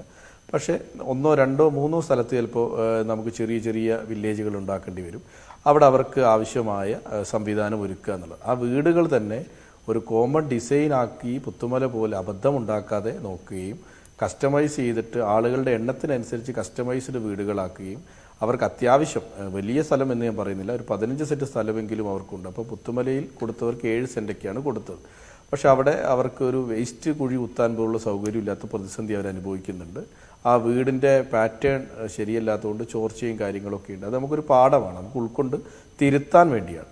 അപ്പം നല്ല രീതിയിലുള്ള ഒരു ടോട്ടൽ DPRും ടോട്ടൽ എസ്റ്റിമേറ്റും ഉണ്ടാവുകയും അതിനാദ്യം എസ്റ്റിമേറ്റിനോടൊപ്പം തന്നെ ടൈം ബൗണ്ടായിരിക്കണം. ഒരു കൃത്യസമയത്ത് ഇതിൻ്റെ പ്രവൃത്തി പൂർത്തീകരിക്കപ്പെടുകയും ഇവർക്ക് കൈമാറ്റം ചെയ്യപ്പെടുകയും ചെയ്യുന്നത് 2ാം ഘട്ടമാണ്. 3ാം ഘട്ടം എന്ന് പറയുന്നതിലാണ് നേരത്തെ പറഞ്ഞ ഇവർ വീടുകളിലേക്ക് മാറുമ്പോൾ ഇവരുടെ വരുമാനം എന്താണ്. അപ്പോൾ ആ പ്രദേശത്തെ ഭൂരിപക്ഷ ആളുകളുടെ വരുമാനം തോട്ടം മേഖലയുമായി ബന്ധപ്പെട്ടാണ്. അവിടെയാണ് ഹാരിസൺ മലയാളം പോലെയുള്ള ആളുകളുടെ ഇടപെടൽ ഉണ്ടാവേണ്ടത്. അവർ തൊഴിൽ ഉറപ്പ് വരുത്തുകയും ചെയ്യണം. അതിനോടൊപ്പം ഓട്ടോറിക്ഷയും മറ്റ് ജീവിച്ചുകൊണ്ടിരുന്ന കുറേ ആളുകളുണ്ട്, ചെറിയ കടകൾ നടത്തി ജീവിച്ച ആളുകളുണ്ട്. അവരുടെയൊക്കെ വരുമാനം നിലച്ചിരിക്കുകയാണ്. അവരെ നമ്മളൊരു മൈക്രോ പ്ലാൻ ഉണ്ടാക്കുക എന്നുള്ളതാണ്. ഒരു ഫാമിലിയുടെ ഇൻകം എന്തായിരുന്നു എന്നും അതെങ്ങനെ ജനറേറ്റ് ചെയ്യാൻ പറ്റുമെന്നുള്ളതൊരു മൈക്രോ പ്ലാൻ ഉണ്ടാക്കുകയും അവർക്ക് നമ്മൾ കുടുംബശ്രീ മുഖേനയോ ബാങ്ക് വഴിയോ പലിശരഹിത വായ്പയൊക്കെ കൊടുത്ത് അവരെ നമ്മൾ ജീവിതത്തിലേക്ക് തിരിച്ചു കൊണ്ടുവരും. ഈ 3 ഘട്ടമുണ്ട്. പക്ഷെ ഇതൊരു പറഞ്ഞു പോകുമ്പോൾ എളുപ്പമാണ്. അതാണ് ഞാൻ ചോദിക്കുന്നത്. ആ ഒരു വിഷയം നേരത്തെ ഈ പുത്തുമല മുന്നിൽ നിൽക്കുന്നു. ഇത്രയും കുറച്ച് ആൾക്കാരുണ്ടായിട്ട് പോലും പുത്തുമലയിൽ എന്താണ് സംഭവിച്ചത്, പുത്തുമലയുടെ പുനരധിവാസ പദ്ധതിയിൽ എന്താണ് സംഭവിച്ചത് താങ്കൾക്കും അറിയാം. ഞങ്ങളും അവിടെ പോയി അത് കണ്ടതാണ്. അപ്പോൾ ഈ 420ഓളം കുടുംബങ്ങൾ എന്നാണ് പറയുന്നത്. 420ഓളം കുടുംബങ്ങൾ എന്ന് പറയുമ്പോൾ ആ കുടുംബത്തിൽ അതായത് ഇതെല്ലാം ഈ പറയുന്ന പോലെ കസ്റ്റമൈസ്ഡ് റീഹാബിലിറ്റൈസേഷൻ അങ്ങനെ ഒരു പാക്കേജ് കൊണ്ടുവരിക, അത് എത്രത്തോളം പ്രായോഗികമാകും, നമ്മുടെ സംസ്ഥാനത്ത് എത്രത്തോളം പ്രായോഗികമാകും? അത് പ്രായോഗികമാകുന്നതിൽ ഒരു പ്രശ്നവുമില്ല. ഞങ്ങൾ തുടക്കം മുതൽ പറഞ്ഞൊരു കാര്യം, ഈ ഒരു പാക്കേജ് വയനാട്ടിലെ ഈ പുനരധിവാസം നിർത്താൻ ഒരു നേരത്തെ ചർച്ചയിൽ അദ്ദേഹം പറഞ്ഞത് കാണാത്തതുകൊണ്ടാണ് പേര് പറയാത്തത്. ഒരു IAS ഓഫീസർക്ക് വയനാടിനെ അറിയുന്ന ഒരാൾ ഇതിൻ്റെ നോഡൽ ഓഫീസറായി നിയമിക്കപ്പെടുകയും അദ്ദേഹത്തിൻ്റെ കീഴിൽ ഈ പ്രവർത്തനങ്ങൾ ഏകോപിക്കപ്പെടുകയും ചെയ്യണം. കസ്റ്റമൈസ്ഡ് നടക്കും. ഞാൻ അത് പറഞ്ഞതിൻ്റെ കാര്യം, 4 ഫാമിലി മെമ്പേഴ്സ് ഉള്ള കുടുംബത്തിന് 2 ബെഡ്റൂം കിട്ടുകയും 2 ഫാമിലി മെമ്പേഴ്സ് ഉള്ളവർക്ക് 2 ബെഡ്റൂം കിട്ടുകയും ചെയ്യും. അത് അവർക്ക് അവിടെ അത് കൺവിൻസ്ഡ് അല്ല. അവരത് നിവൃത്തികേട് കൊണ്ട് അത് നമ്മൾ ചിലപ്പോൾ ആ വീട് എടുക്കുമായിരിക്കും. പക്ഷെ അവർക്ക് അവിടെ പിന്നീട് വല്ലാത്ത പ്രതിസന്ധി ഉണ്ട്. അപ്പോൾ പുത്തുമലയിൽ നിങ്ങൾക്കറിയാം, വീട് ഡിസൈൻ ചെയ്തിരിക്കുന്നത് ചെരിച്ചിട്ടാണ് വാർത്തത്. അപ്പോൾ അംഗം കൂടിയത് കൊണ്ട് ഒരു രണ്ടാമതൊരു നില പണിയാൻ അവർക്ക് പറ്റില്ല. നിങ്ങൾ കണ്ടതാണല്ലോ. അപ്പോൾ അങ്ങനെയുള്ള തീരുമാനങ്ങൾക്ക് പകരം നല്ല കസ്റ്റമൈസ് ചെയ്യാൻ ഉദ്ദേശിക്കുന്നത് വീടിൻ്റെ ആളുകളുടെ എണ്ണമാണ്. ആ എണ്ണം എടുക്കണം, അതിനനുസരിച്ചുള്ള വീട്. അത് വലിയ വീടൊന്നും വേണ്ടി വരില്ല. കാരണം നമ്മൾ നോർമൽ വീടുകൾ തന്നെ മതി. അതിന് നമുക്ക് ഒരുപാട് സ്പോൺസർമാർ നമുക്കുണ്ട്. ആ സ്പോൺസർമാർ ഉപയോഗിച്ചുകൊണ്ട് അത് ചെയ്യാം. സ്ഥലം എന്ന് പറയുന്നത് ഇപ്പോൾ മേപ്പാടിയിൽ അവർക്ക് ഏറ്റവും ഫീസിബിളായ സ്ഥലം നമുക്ക് നോക്കണം. അതിൽ ഒരു പ്രശ്നം, ഇനി ഇതുപോലെയുള്ള കലാമിറ്റീസ് ഇല്ലാത്ത സ്ഥലത്തേക്ക് എത്തുക. ഇനി സ്ഥലവും സർക്കാരിൻ്റെ കൈവശമുള്ള, മുട്ടിൽ പഞ്ചായത്തിലൊക്കെ സർക്കാരിൻ്റെ കൈവശമുള്ള ഒരുപാട് ലാൻഡ്സ് ഉണ്ട്. അത് നമുക്ക് ഇതിനു വേണ്ടി ഉപയോഗിക്കാം. അപ്പോൾ അതൊരു പ്ലാനാണ്. ഇതിനോടൊപ്പം തന്നെ പൊതു ഇടം, ഇപ്പോൾ നമ്മൾ പുത്തുമല ഡിസൈൻ ചെയ്യുമ്പോൾ വീട്, സാംസ്കാരിക നിലയം, ആശുപത്രി, അംഗൻവാടി, പ്ലേ ഗ്രൗണ്ട്, അങ്ങനെ ടോട്ടൽ പാക്കേജാണ്. വാട്ട് ഇറ്റ് ഈസ് അവിടെ എന്താ സംഭവിച്ചത് എന്നുള്ളത് ഞാൻ ഈ ഒരു സമയത്ത് പറയുന്നില്ല. നിങ്ങൾക്കത് അറിയാം എന്താണ് അവിടെ സംഭവിച്ചത് എന്നുള്ളത്. അപ്പോൾ പ്രഖ്യാപനമല്ല വേണ്ടത്, അത് കൃത്യമായി നടപ്പിലാക്കണം. ഇപ്പോൾ 2019 മുതൽ 2024 വരെയുള്ള സമയത്ത് ഈ പുത്തുമലയിലേക്ക്, ഇപ്പം നമ്മൾ വാടകയെക്കുറിച്ച് പറയുമ്പോൾ വളരെ ചെറിയ കാര്യമാണ് പറയുമ്പോൾ. ഞാനിപ്പോൾ ഈ ചർച്ചയിലേക്ക് പങ്കെടുക്കാൻ ലേറ്റായി വന്നത് തന്നെ ഞാനൊരു ക്യാമ്പിൽ നിന്ന് വന്നതാണ്. അവിടുത്തെ ആളുകൾ എന്നോട് പറഞ്ഞത്, ഈ വാടക കൊടുക്കുന്ന കാര്യം ഒന്ന് പറയണം എല്ലാ മീറ്റിങ്ങിനും. കാരണം നമ്മൾ വാടകയ്ക്ക് ഒരു വീട്ടിലേക്ക് ഈ കുടുംബത്തെ പറഞ്ഞയച്ചു, അവരുടെ വരുമാനത്തെക്കുറിച്ച് നമ്മൾ അന്വേഷിച്ചില്ല, അവരെങ്ങനെ വാടക കൊടുക്കുന്ന അന്വേഷിച്ചില്ല. 1-2 മാസമൊക്കെ കൊടുത്തു. പിന്നീട് ഈ വാടകക്കാരനും ഇവരും തമ്മിലുള്ള തർക്കമുണ്ടായി. ഈ തർക്കമൊക്കെ ഈ ലോക്കലി നമ്മളെപ്പോലെയുള്ള ലോക്കൽ പഞ്ചായത്ത് ജനപ്രതിനിധികൾക്ക് ഇടപെടേണ്ട സാഹചര്യം വരികയും അന്നത്തെ പഞ്ചായത്ത് ഭരണസമിതി വലിയൊരു പണമൊക്കെ കണ്ടെത്തിയിട്ടൊക്കെയാണ് അന്ന് നമ്മൾ ആ ഒരു ക്രൈസിസിനെ അതിജീവിച്ചത്. പക്ഷെ അത് 54 എന്ന് പറയുന്ന ലിമിറ്റഡ് എണ്ണമാണ്. ഇത് 350 ഫുൾ തകർന്നു പോയ വീടുകളും 120ഓളം ഭാഗികമായി തകർന്ന വീടുകളും, അതിൽ എത്ര പേർക്ക് വാടക വീട് കണ്ടെത്തണമെന്നുള്ള കണക്ക് നമ്മൾ എടുക്കാൻ തുടങ്ങിയിട്ടേ ഉള്ളൂ. അത് നമ്മൾ എടുത്തു വരികയാണ്. പക്ഷെ ഇന്നലെ ബഹുമാനപ്പെട്ട രാജേഷ് മിനിസ്റ്ററുടെ മീറ്റിംഗിൽ ഞാൻ പറഞ്ഞായിരുന്നു, നിങ്ങൾ വാടക വീട് എടുക്കുന്നതിന് മുമ്പ് ഗവൺമെന്റിന് ഉപയോഗിക്കാത്ത കെട്ടിടങ്ങളിൽ താമസിക്കാൻ, നല്ല കെട്ടിടങ്ങൾ, ക്വാർട്ടേഴ്സുകളൊക്കെ ഇവിടെയുണ്ട്, അത് നമുക്ക് ആദ്യഘട്ടത്തിൽ ഏറ്റെടുത്താൽ അത്രയും വാടക നമ്മൾ പേ ചെയ്യേണ്ട എന്നുള്ള ആ രീതിയിലൊരു കണക്ക് ഇപ്പോൾ ജില്ലയിൽ എടുക്കുന്നുണ്ട്. നമുക്കത് പരിഹരിക്കപ്പെടും. അപ്പോൾ ഈ റീഹാബിലിറ്റേഷൻ ചെറിയൊരു കാര്യമേ ഇല്ല. ഞങ്ങളിപ്പോൾ ഭയപ്പെടുന്നൊരു കാര്യം, ഈ ആളുകളും ഈ എല്ലാ ആളുകളും വയനാട്ടിൽ നിന്ന് ചുരമിറങ്ങും. 2-3 ദിവസം കൊണ്ട് ആളുകൾ പോയി തുടങ്ങും. അവസാനം ഈ മുണ്ടക്കൈക്കാരും ചൂരൽമലക്കാരും അതിജീവിച്ചവരും ഞങ്ങൾ കുറച്ച് വയനാട്ടുകാരും മാത്രമായിരിക്കുന്ന ഒരു സാഹചര്യം വരും. പരാതികൾ മാത്രമുള്ള, പരിഭവം മാത്രമുള്ള ഒരു കാലഘട്ടം ഞങ്ങൾ അനുഭവിച്ചതാണ് ഈ പറയുന്നത്. അത് വരും. അവിടെ ഞങ്ങൾക്കുണ്ടാകുന്ന ബുദ്ധിമുട്ട് ഞങ്ങൾ എല്ലാ മീറ്റിങ്ങിലും പറയാറുണ്ട്, ഇത് ഒറ്റപ്പെടുത്തി പോകുന്ന ഈ പ്രഖ്യാപനങ്ങൾ മാത്രം ഉണ്ടാവരുത് എന്ന്. കാരണം നമുക്കത് എണ്ണം ഹ്യൂജാണ്, നമുക്കതിൻ്റെതായ ബുദ്ധിമുട്ടുകളുണ്ട്. ഇവരെല്ലാവരും നമുക്ക് കൊണ്ടുവരണം. ഇപ്പോൾ തൊഴിലെടുക്കുന്ന ആളുകൾ എന്ത് ചെയ്യും? ഇപ്പോൾ വേറൊരു വാട്സപ്പിൽ എന്നെ ടാഗ് ചെയ്ത ഒരാൾ ഫേസ്ബുക്കിൽ അയച്ചൊരു മെസ്സേജ് ഉണ്ട്. അയാളുടെ കയ്യിൽ 5 പൈസയില്ല, ഒരു പണവുമില്ല. അദ്ദേഹത്തിന് ബാങ്കിലൊന്നും പൈസയില്ല. ഉണ്ടായിരുന്ന പണം വീട്ടിൽ പോവുകയും ചെയ്തു. അദ്ദേഹത്തിന് പുറത്തിറങ്ങി ചായ കുടിക്കാൻ കയ്യിൽ കാശില്ല. ഇതൊന്നും നമ്മൾ എത്തിയിട്ടില്ല അവിടെയൊന്നും. അപ്പോൾ ഒരു ആവശ്യമായി നമ്മളൊരു കുടുംബത്തിന് നമ്മളൊരു ധനസഹായമൊക്കെ പ്രഖ്യാപിച്ച് അവർക്ക് കിട്ടിയാൽ മാത്രം, അവർക്കൊക്കെ വ്യക്തിത്വം ഉണ്ടല്ലോ, അവർക്കൊന്നും ഇപ്പോൾ കയ്യിലില്ല. പക്ഷെ അവരാരോടും പറയാതെ ക്യാമ്പിൽ നിൽക്കുകയാണ്. അപ്പോൾ അദ്ദേഹം എഴുതിയത് സിഗരറ്റ് വാങ്ങാൻ ക്യാമ്പിൽ പറഞ്ഞാൽ കിട്ടില്ലല്ലോ എന്നുള്ളതാണ്. അപ്പോൾ ഈ അവസ്ഥ ഇപ്പോൾ അതിജീവിക്കുകയാണ്. അപ്പം നമ്മൾ എല്ലാം കൺസിഡർ ചെയ്യണം. ഈ റീഹാബിലിറ്റേഷൻ എന്ന് പറയുന്നത് ഒരു വലിയ മാതൃകയായി മാറ്റണം. പക്ഷേ ഇതിനകത്ത് എന്തെങ്കിലും തരത്തിൽ നമ്മൾ ഒരു ഉദാസീനത കാണിച്ചാൽ അത് അഫക്റ്റ് ചെയ്യാൻ പോകുന്ന ആളുകളുടെ എണ്ണം എന്ന് പറയുന്നത് വലിയ തരത്തിലാണ്. അപ്പോൾ നമ്മൾ സ്കൂളുകളുണ്ട്, 2 സ്കൂൾ, മുണ്ടക്കൈ സ്കൂളും വെള്ളാർമല സ്കൂളും, രണ്ടും ഇനി ഉപയോഗിക്കാനേ അത് പറ്റില്ല എന്നുള്ള കാര്യത്തിൽ തർക്കമില്ല. അതിന് നമ്മൾ സ്ഥലം കണ്ടെത്തണം. അവിടെ നമുക്കത് റീകൺസ്ട്രക്ട് ചെയ്യേണ്ടി കൊണ്ടുവരേണ്ടി വരും. അത് വേറൊരു തരത്തിലുള്ള പൊതു ഇടങ്ങൾ വേറൊരു തലത്തിൽ തന്നെ നമുക്ക് അഡ്രസ്സ് ചെയ്യേണ്ടി വരും. ആശുപത്രിയെക്കുറിച്ച് ചർച്ച ചെയ്യണം, സ്കൂളിനെ കുറിച്ച് ചർച്ച ചെയ്യണം, അംഗൻവാടി, അങ്ങനെ പൊതു ഇടം പോയത് വേറെ നിൽക്കുന്നു. വ്യക്തിപരമായി നഷ്ടമുണ്ടായ ആളുകളാണ്. അപ്പോൾ ഈ പാക്കേജ് ടോട്ടൽ DPR ഉണ്ടാവണം, ലാൻഡ് ഉണ്ടാവണം, DPR ഉണ്ടാവണം. DPR പുത്തുമലയ്ക്ക് ഉണ്ടായിരുന്നു. പക്ഷേ അതിപ്പോഴും ആ DPR പൂർത്തിയായോ എന്ന് ചോദിച്ചാൽ പൂർത്തിയായില്ല. പക്ഷേ ഞാനും നിങ്ങളും ഒക്കെ മുണ്ടക്കൈക്ക് പോകുന്ന വഴിയിൽ കുന്നിൻ്റെ മുകളിലേക്ക് നോക്കുമ്പോൾ വെള്ള കളറിൽ കാണുന്ന വീടാണ് പൂത്തക്കൊല്ലിയിൽ ഇപ്പോൾ പുത്തുമലക്കാർ താമസിക്കുന്നത്. അതുകൊണ്ട് അത് കഴിഞ്ഞ് ആ പുത്തുമല കഴിഞ്ഞിട്ടാണ് ഇപ്പോൾ ഉണ്ടായ ചൂരൽമല. അപ്പോൾ ഒരിക്കലും നമ്മൾ ചൂരൽമലക്കാരോടോ മുണ്ടക്കൈക്കാരോടോ പുത്തുമലയെക്കുറിച്ച് പറഞ്ഞാൽ അവരൊരിക്കലും അംഗീകരിക്കില്ല. കാരണം പുത്തുമലക്കാർ അനുഭവിച്ച എല്ലാ പ്രയാസവും മുണ്ടക്കൈക്കാർക്കും ചൂരൽമലക്കാർക്കും അറിയാം. തീർച്ചയായിട്ടും അത് വ്യക്തമാണ്. അതാണ് ഇതിൽ ഏറ്റവും പ്രധാനം. ഞാൻ തിരികെ എത്താം. അത് വളരെ വളരെ ആപ്റ്റ് ആയിട്ടുള്ള കാര്യമാണ്. വയനാട്ടിൽ നിന്ന് തന്നെ താങ്കൾ അത് പറയുമ്പോൾ, ജില്ലാ പഞ്ചായത്തിന്റെ ഭാഗമായിട്ട് തന്നെ പറയുമ്പോൾ, അത് ഈ മുന്നിൽ നിൽക്കേണ്ടത് പുത്തുമല തന്നെയാണെന്നത് തർക്കമില്ല. ബാദുഷയിലേക്ക് കൂടി കൃഷി അടക്കം ചെയ്തിരുന്ന ആൾക്കാരുണ്ട്. അവർക്ക് ഇനി ഒരു തൊഴിലൊന്നും കൊടുക്കാൻ കഴിയില്ല. പക്ഷേ അതിനുള്ള സൗകര്യം എങ്ങനെ ഒരുക്കി കൊടുക്കും, അത് എത്രത്തോളം പ്രായോഗികമാകും, അങ്ങനെയുള്ള കുറേ കാര്യങ്ങളുണ്ടല്ലോ. ഇപ്പോൾ ഈ പറഞ്ഞ പോലെ ഷംഷാദ് മരക്കാർ പറഞ്ഞു നിർത്തുന്നു, ഇവിടെയുള്ള പാനലിസ്റ്റുകൾ എല്ലാവരും പറഞ്ഞു നിർത്തുന്ന പോലെ ചില വിഷയങ്ങളുണ്ട് അഡ്രസ്സ് ചെയ്യപ്പെട്ടു പോകേണ്ടത്. ഓരോരുത്തരെയും എടുത്ത് പറഞ്ഞുകൊണ്ട് വേണം അങ്ങനെയുള്ള കാര്യങ്ങൾ. അപ്പോഴും അടിയന്തരമായിട്ട് ധനസഹായം പ്രഖ്യാപിക്കുക ഓരോ കുടുംബത്തിനുമായിട്ട്. അത്തരം ചില ഘട്ടങ്ങളിലേക്കൊക്കെ വളരെ പെട്ടെന്ന് കടക്കണം. അങ്ങനെ ഒരു അഭിപ്രായമുണ്ടോ?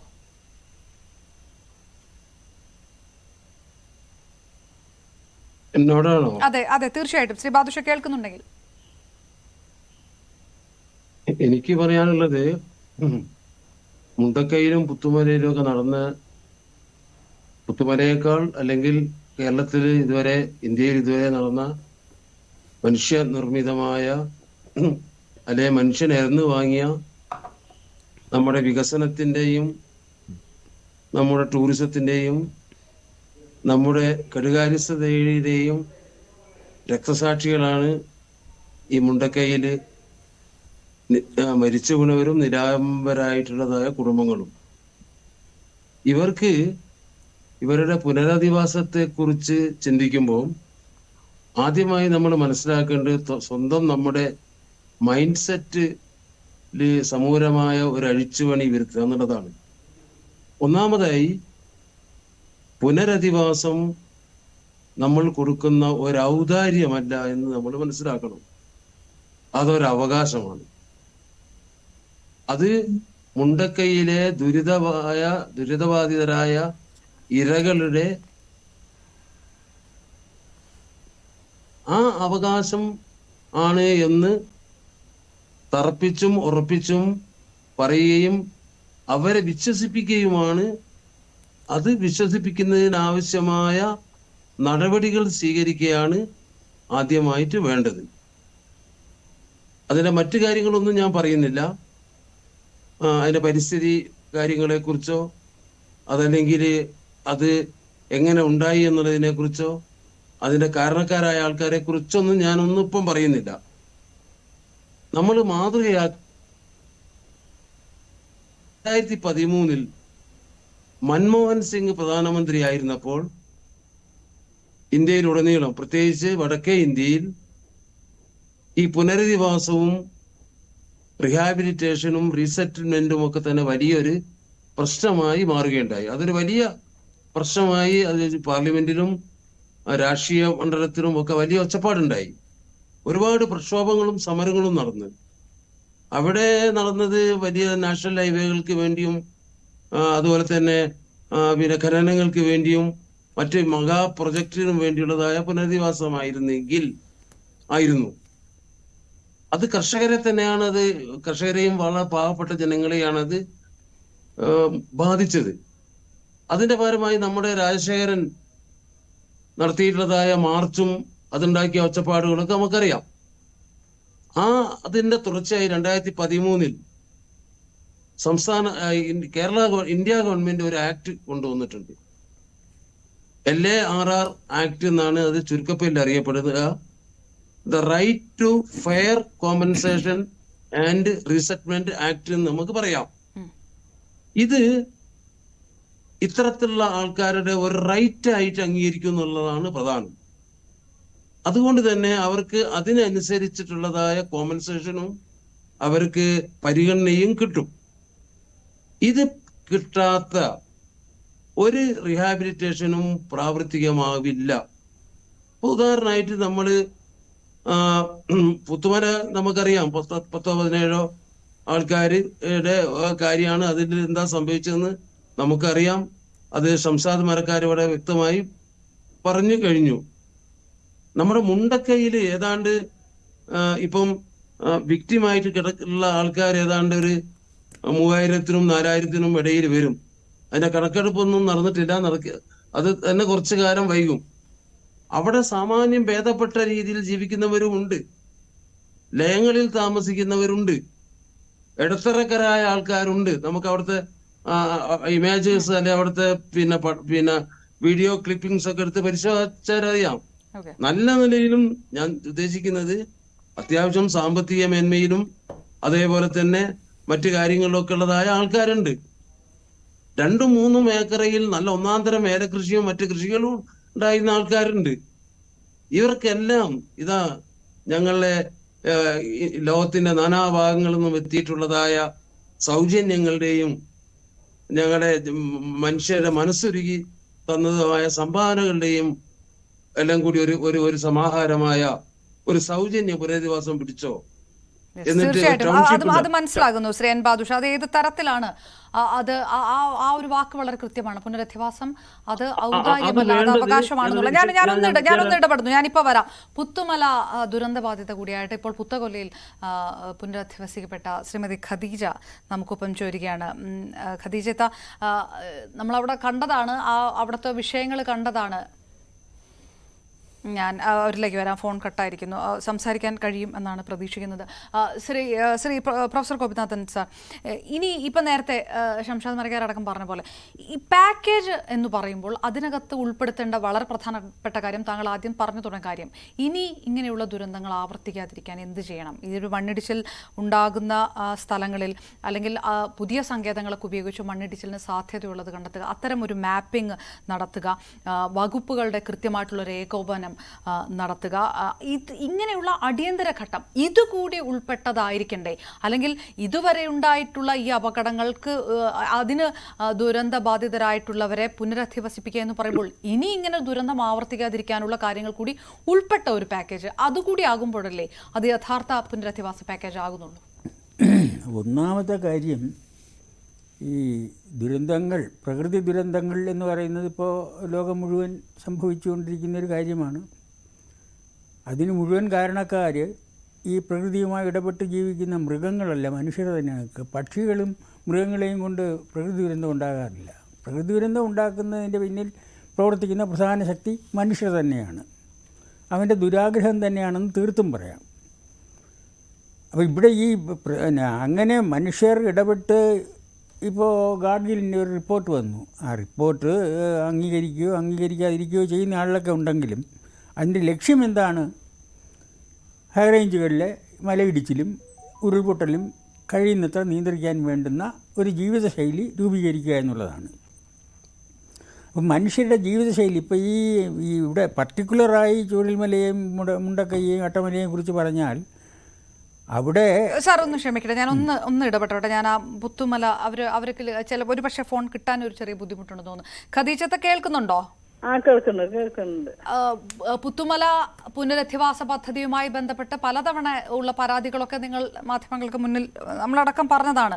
അപ്പോഴും ഇതിനൊന്നും പരിഹാരം ഉണ്ടാകുന്നില്ല എന്നാണോ? ഇപ്പോഴത്തെ ഒരു സ്ഥിതി അങ്ങനെ തന്നെയാണോ? ഇപ്പോഴത്തെ സ്ഥിതി അങ്ങനെ തന്നെ ഇപ്പോഴും ഒരു പരിഹാരം ഇതുവരെ കണ്ടിട്ടില്ല. ഞങ്ങൾക്കാണ് പെര എല്ലാവരും പേരും ചോർന്നൊരിക്കണേ.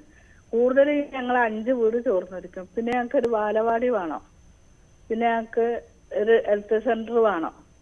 ഞങ്ങളെ പുറകിലൊക്കെ കാട് മൂടി പാമ്പും പല ജന്തുക്കളും വന്നിട്ട് ഞങ്ങൾക്ക് ഭീഷണിയിലാണ് ഞങ്ങൾ നിൽക്കുന്നത്. ഞങ്ങൾ അവിടുന്ന് ഏതാനും പോന്നാൻ പക്കമ്പല എല്ലാം ചെയ്തു തരാന്ന് പറഞ്ഞിട്ടാണ് ഞങ്ങൾക്ക് ഇവിടെ 7 സെന്റ് ഇവിടെ ഞങ്ങൾക്ക് 10-15 സെന്റ് സ്ഥലം തരാനുള്ള സ്ഥലമൊക്കെ വാങ്ങിയിട്ടിട്ട് അത് കാട് മൂടി കിടക്കുകയാണ്. അതുകൊണ്ട് ഞങ്ങൾക്ക് ഒരു ബാലവാടി നിർബന്ധമാണ്. ഇവിടെ ചെറിയ മക്കളൊക്കെ ഇഷ്ടം പോലെ ഉണ്ട്. പിന്നെ പറഞ്ഞാൽ ഞങ്ങൾ ഇവിടെ കുറച്ച് ആൾക്കാർ എല്ലാവരും എല്ലാ വീട്ടിലും 2-3 വയസ്സായോളാണ്. ഓർക്ക് എന്താണ് ഒരു ഹെൽത്ത് സെന്ററിന്റെ ആവശ്യമാണ് ഇവിടെ. ഈ വീടുകളെല്ലാം എല്ലാ വീടുകളും ചോർന്നൊലിക്കുന്ന അവസ്ഥ തന്നെയാണ് ഇപ്പോഴും അല്ലേ? എല്ലാ വീടും എന്ന് പറഞ്ഞാൽ ഒരു 10 വീട് ചോരാത്തുണ്ടാവും, ഒരു 10-15 വീട് ചോരാത്തുണ്ടാവും. അല്ലാതെ വീട് മൊത്തത്തിൽ ചോർച്ചാണ്. ഞങ്ങൾ ഈ 5 വീട് കൂടുതൽ ചോർച്ചാണ്. ഞങ്ങൾക്ക് വൈദ്യുതി ഒന്നും നിൽക്കണ തന്നെയല്ല. എപ്പോഴും ബൾബ് ഇങ്ങനെ മിന്നി അത് അടച്ചു പോവുകയാണ്. അത് പിന്നെ ഇതിന്റെ പെരം ഫുള്ളായിട്ട് നഞ്ഞിട്ടാണ് എന്നാ പറയുന്നത്. ഞങ്ങൾ നിലത്ത് കൂടെ ഒക്കെ പുറത്ത് വിരിച്ചിട്ടിരിക്കുകയാണ്. കത്തുമ്പോൾ ഞങ്ങൾക്ക് കടക്കിടാൻ വേണ്ടിയിട്ട് കടക്കൊക്കെ ചെരിച്ചിട്ടിരിക്കുകയാണ്. കടക്ക മണത്തിട്ട് ചെരിച്ചിട്ടിരിക്കുകയാണ് ഞങ്ങൾ. അങ്ങനത്തെ അവസ്ഥയിൽ ഞങ്ങൾ വീട് കയറ്റിയ മഴക്കാലം വന്നേ മുതലേക്കും ഞങ്ങൾ ചോർന്ന വീടിലെ ഞങ്ങൾ കിടക്കുന്നത്. നിങ്ങളുടെ വീട്ടില് എത്ര മുറിയാ ഉള്ളത്? 2 മുറിയോ? 2 റൂമും ഒരു അടുക്കളയാണ് അവർ കെട്ടി തന്നത്. എത്ര പേരാ ഉള്ളത്? ഞങ്ങള് ഇവിടെ വീട്ടില് എനിക്ക് 4 മക്കളുണ്ട്. 4 മക്കൾക്കും അവിടെ വീടുണ്ടായതാണ്. അപ്പോൾ ഓലെ പഞ്ചായത്തുകാർക്ക് അതറിയാം. അതുകൊണ്ട് പഞ്ചായത്തുകാർ പറഞ്ഞു നിങ്ങൾക്ക് ഒരു വീടേ തരുള്ളൂ, മക്കൾക്ക് ലൈസർ ഇല്ലല്ലോ, നമ്മൾ വീട് തന്നിട്ടില്ല. സ്ഥലം അവിടെ കിടപ്പുണ്ട്. ഞങ്ങൾക്കാർക്കും കുട്ടികൾക്കൊന്നും സ്ഥലം തന്നിട്ടില്ല, ഒരു വാടക നിൽക്കുന്നത്. ഇപ്പൊ ഞാനും എന്റെ മോനും മരോളും 2 കുട്ടികളും ഉണ്ട്. എന്നിട്ട് ഓല് പേടിച്ചിട്ട് പെര പൊളിഞ്ഞാടും നഞ്ഞ് പുതർന്ന് ചാടിയല്ലേ, അപ്പൊ പേടിച്ചിട്ട് ഓലെ ഭാര്യ വീട്ടിൽ പോയേക്കാണ്. ഇവിടെ ഞാനും മോനെ ഇവിടെ നിൽക്കുന്നത്. കുട്ടികളെ നിർത്താൻ ഇവിടെ പേടിയാണ്. ഇത് മഴക്കാലം മുഴുവൻ ചോർന്ന് വെള്ളം ഫുള്ളായിട്ട് ഒരിക്കണം. അപ്പൊ കുട്ടികൾ ഇതിപ്പോ നടക്കുമ്പോ 2 വയസ്സായ കുട്ടിയാണ്. ആ കുട്ടി ഇതിനെ നടക്കുമ്പോ തെന്നി പുകയാണ്. ടൈലല്ലേ തെന്നി. ഈ കഴിഞ്ഞ വർഷം നമ്മളവിടെ വന്ന് കണ്ടപ്പോഴേ ഇത് പരിഹരിക്കും പരാതി പരിഹരിക്കും എന്നൊക്കെ പറഞ്ഞ് കുറച്ചു പേരൊക്കെ വന്നിട്ടുണ്ടായിരുന്നല്ലോ, അങ്ങനെ പറഞ്ഞിരുന്നു. അതൊന്നും ഉണ്ടായില്ല അല്ലെ? ഇതുവരെ ഒരു ദാർപ്പായി കൊടുത്തിട്ടുണ്ട്, ഞങ്ങൾക്ക് തന്നിട്ടില്ല. ദാർപ്പായി കൊണ്ട് നിൽക്കൂല. ഞങ്ങൾ ദാർപ്പായി എത്രയോ ഇട്ടോക്കി. ഇത് കാറ്റ് പിടിക്കുന്ന മേലെ കുന്നായതുകൊണ്ട് ദാർപ്പായി ഇട്ടിട്ടൊന്നും നിൽക്കണില്ല. ഞങ്ങൾക്കൊണ്ടാണ് ഇപ്പൊ എല്ലാം പോയി കഴിഞ്ഞാണ്ട് ഇരിക്കണം. ഞങ്ങൾ കുറച്ച് കടത്തിലാണ്. അതുകൊണ്ട് പെരമക്ക് തുടങ്ങണമെങ്കിൽ 5 ലക്ഷം ഉറുപ്പ്യ വേണമെന്നാ പറയുന്നത്. പെരമക്ക് ഇത് ചെരുവായിട്ട് ശരിക്ക് പണിയെടുക്കാത്തത് പണി വന്ന കള്ളത്തരാണ് ഇതിങ്ങനെ കാട്ടുന്നത്. ഇതിങ്ങനെ പെരായതെന്ന് എല്ലാരും വന്ന് നോക്കിയിട്ട് ഫുള്ളായിട്ട് അതാ പറയണത്. ഇത് പെരമ വന്ന കള്ളത്തരം കൊണ്ടാണ്. നിങ്ങളെ ഈ 5 വീട് ഒരു ഏജന്റാണ് ഞങ്ങൾക്ക് എടുത്തത്. ഈ 5 വീട്ടിലും ഒറ്റൊരു വീട്ടിലും വൈദ്യുതി ശരിക്കും കത്തണില്ല. എന്താ വെച്ചാൽ ഇത് എപ്പോഴും ആരെങ്കിലും വന്ന് നമ്മൾ ഇത് ശരിയാക്കിച്ചണം. ഇത് അപ്പോലെ പറയണത് ഇത് ലീക്ക് എടുത്തിട്ട് ഫുള്ളായിട്ട് നഞ്ഞെടുക്കും. തീർച്ചയായിട്ടും വളരെ നന്ദി ഖദീജത്ത നമ്മളോട് സംസാരിച്ചത്. പ്രൊഫസർ ഗോപിനാഥ് നായർ, ഇത് ഇവിടെ ഇരിക്കുന്ന ആർക്കും അറിയാത്ത വിഷയമൊന്നുമല്ല. ഇങ്ങനത്തെ ചില വിഷയങ്ങളുണ്ട്. പക്ഷേ ഇത് എത്ര കുറച്ചു പേരുടെ ഒരു പുനരധിവാസ പദ്ധതിയിൽ ഉയരുന്ന വിഷയമാണെന്നുള്ളതാണ്. ഈ പറഞ്ഞ പോലെ 3000-4000 ആൾക്കാരൊക്കെയാണ് ക്യാമ്പുകളിലുള്ളത്. അതിൻ്റെയൊക്കെ തന്നെ കണക്ക് വരാനിരിക്കുന്നു. ഈ പറഞ്ഞ പോലെ അതേത് തരത്തിലേക്ക് നടപ്പാക്കിയെടുക്കുമെന്ന് പറയുമ്പോൾ ചെറിയ ആത്മവിശ്വാസം പോരാ, ചെറിയ നിശ്ചയദാർഢ്യം പോരാ, വീഴ്ചകളും പരിമിതികളും ഉണ്ടാകില്ല എന്ന് ഉറപ്പാക്കാനുള്ള ഒരു കരുത്തുകൂടി വേണം. നേരത്തെ പറഞ്ഞതുപോലെ 1-2 ദിവസം കഴിയുമ്പോൾ എല്ലാവരും ഇറങ്ങിപ്പോയി കഴിഞ്ഞാൽ മുണ്ടക്കൈക്കാരും ചൂരൽമലക്കാരും പിന്നെ കുറച്ച് വയനാട്ടുകാരും മാത്രമേ അവിടെ കാണുകയുള്ളൂ. ഇപ്പോൾ ഈ ഉമ്മ പറഞ്ഞതിന് തന്നെ ഒരു കാര്യം നാം മനസ്സിലാക്കേണ്ടത്, ഒരു ഉപചാരം എന്നുള്ള നിലയിൽ ആണ് ഈ വീടുകളെല്ലാം. ഇപ്പോൾ തൽക്കാലം നമുക്ക് ഇങ്ങനെയെല്ലാം ഒരു വീടൊക്കെ വെച്ച്, വീടെന്ന് പറഞ്ഞാൽ 4 കൂട്ടി ഒരു പെരയൊക്കെ കൊടുത്ത് ഈ പ്രശ്നത്തിന് തൽക്കാലം തലയൂരാം. ഈ തലയൂരൽ എന്ന് പറയുന്ന ഒരു രാഷ്ട്രീയ അഴിമതിയുടെ ഭാഗമാണ്. ഇപ്പോൾ ഈ നേരത്തെ ചോദിച്ച ചോദ്യത്തിൻ്റെ ഉത്തരമായി ഈ ദുരന്തങ്ങൾ ഉണ്ടാകുന്നത് എങ്ങനെയെന്ന് വെച്ചാൽ, ഈ കേരളത്തെ സംബന്ധിച്ച് ഉറപ്പിച്ച് പറയാം, ഈ പ്രകൃതി ദുരന്തങ്ങളുടെ പിന്നിലെല്ലാം രാഷ്ട്രീയ അഴിമതിയുണ്ട്. അതിന്ന പാർട്ടി എന്നുള്ളതൊന്നുമല്ല അതിൻ്റെ പ്രശ്നം. ഇപ്പോൾ പാറമടകൾ അനുവദിക്കുന്നതിനുള്ള ദൂരപരിധി ഉണ്ടായിരുന്നത് കുറച്ചു. എന്തിനാണ് കുറച്ചത്? ആരുടെ ആവശ്യത്തിനാണ് കുറച്ചത്? അപ്പോൾ ഇതിൻ്റെയൊക്കെ പിന്നിൽ എന്താണെന്ന്, ഇപ്പോൾ ഒരു പാറമട അനധികൃതമായി ഇവിടെ തന്നെ ഈ ചൂരൽമല ഭാഗങ്ങളിൽ തന്നെ അനധികൃതമായി പാറമടകൾ പ്രവർത്തിക്കുന്നു. ഒരു കാരണവശാലും ഒരു അനുവാദം കൊടുക്കുവാൻ സാധ്യമല്ലാത്ത സ്ഥലങ്ങളിൽ ഹോം സ്റ്റേകൾ വരുന്നു. ഈ ഹോം സ്റ്റേകളെല്ലാം നമ്മൾ പറയുന്നത് ആരെ പേരാണെന്ന് ചോദിച്ചാൽ ടൂറിസ്റ്റുകൾക്ക് വന്ന് താമസിക്കാനെന്നാണ്. എത്ര ടൂറിസ്റ്റുകളാണ് അവിടെ വരുന്നത്, മറ്റെന്ത് ആവശ്യക്കാരാണ് അവിടെ വരുന്നത് എന്നുള്ളതെല്ലാം നോക്കിയാൽ ഇതിൻ്റെയൊക്കെ പിന്നിൽ ഒരു ഗൂഢസംഘം പ്രവർത്തിക്കുന്നതായി നമുക്ക് കാണാം. അതിൻ്റെ പിന്നിൽ എല്ലാ രാഷ്ട്രീയക്കാരുമുണ്ട്. രാഷ്ട്രീയ അഴിമതി ഈ എല്ലാത്തരം ദുരന്തങ്ങളുടെയും വേര് രാഷ്ട്രീയ അഴിമതിയിലാണെന്ന് ഒരു സംശയമില്ലാതെ ഉദാഹരണങ്ങൾ നിരത്തി ചൂണ്ടിക്കാണിക്കുന്ന ഒരു ബുദ്ധിമുട്ടുമില്ല. പക്ഷേ എന്താണ് പ്രശ്നം? ഇപ്പോൾ ഈ ഇവിടെ കാൽപ്പനികമായൊരു ആദർശം എന്നുള്ള നിലയിൽ നമുക്കിങ്ങനെ ഇവർക്കെല്ലാം റീഹാബിലിറ്റേഷൻ നടത്താൻ എല്ലാവരും പുനരധിവസിപ്പിക്കുന്നതിന് വേണ്ടി ഭൂമി, ആ ഭൂമിയിൽ കെട്ടിടം, അവിടെ ഇപ്പോൾ തന്നെ അവർ പറഞ്ഞ കേട്ടല്ലോ ബാലവാടിയുടെ പ്രശ്നം, ആ വീട് നിർമ്മിച്ചിരിക്കുന്നതിൻ്റെ കുഴപ്പങ്ങൾ.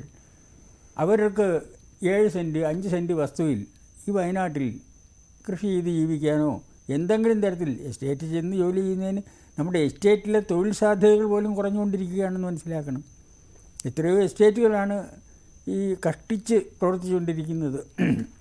അപ്പോൾ ആ ഒരു സാഹചര്യത്തിൽ നമ്മൾ ചിന്തിക്കേണ്ടത് അടിസ്ഥാനപരമായി ഇപ്പം അവിടെ തന്നെ പല വരുമാന മാർഗ്ഗങ്ങളുള്ള ആളുകൾ, നേരത്തെ പറഞ്ഞു, കുറേ പേര് നല്ല പൈസക്കാരാണ്, കുറേ പേര് കുറേ പൈസ കുറഞ്ഞവരാണ്, തീരെ പൈസ ഇല്ലാതെ നിത്യവൃത്തി കഴിക്കുന്നതിന് കഷ്ടപ്പെടുന്നവരുമുണ്ട്. പക്ഷേ നമ്മളൊരു ദുരന്തത്തിൻ്റെ മുഖത്ത് നിന്നുകൊണ്ട് അതിനെ അഡ്രസ്സ് ചെയ്യുമ്പോൾ ഈ മുമ്പ് ഉണ്ടായിരുന്നവർ ഇപ്പോൾ പിന്നെ ഇല്ലാത്തവർ ആ രീതിയിൽ ചിന്തിക്കുന്നത് കൊണ്ട് യാതൊരു അർത്ഥവുമില്ല. ഇവരെല്ലാവരും നമ്മുടെ മുമ്പിൽ ഈ നേരത്തെ പറഞ്ഞതുപോലെ ഒരു അവകാശമെന്നുള്ള നിലയിൽ ജീവിക്കുവാൻ അർഹതയുള്ള ആളുകളാണ്, ഭൂമിയുടെ അവകാശികളാണ് അവരെല്ലാം.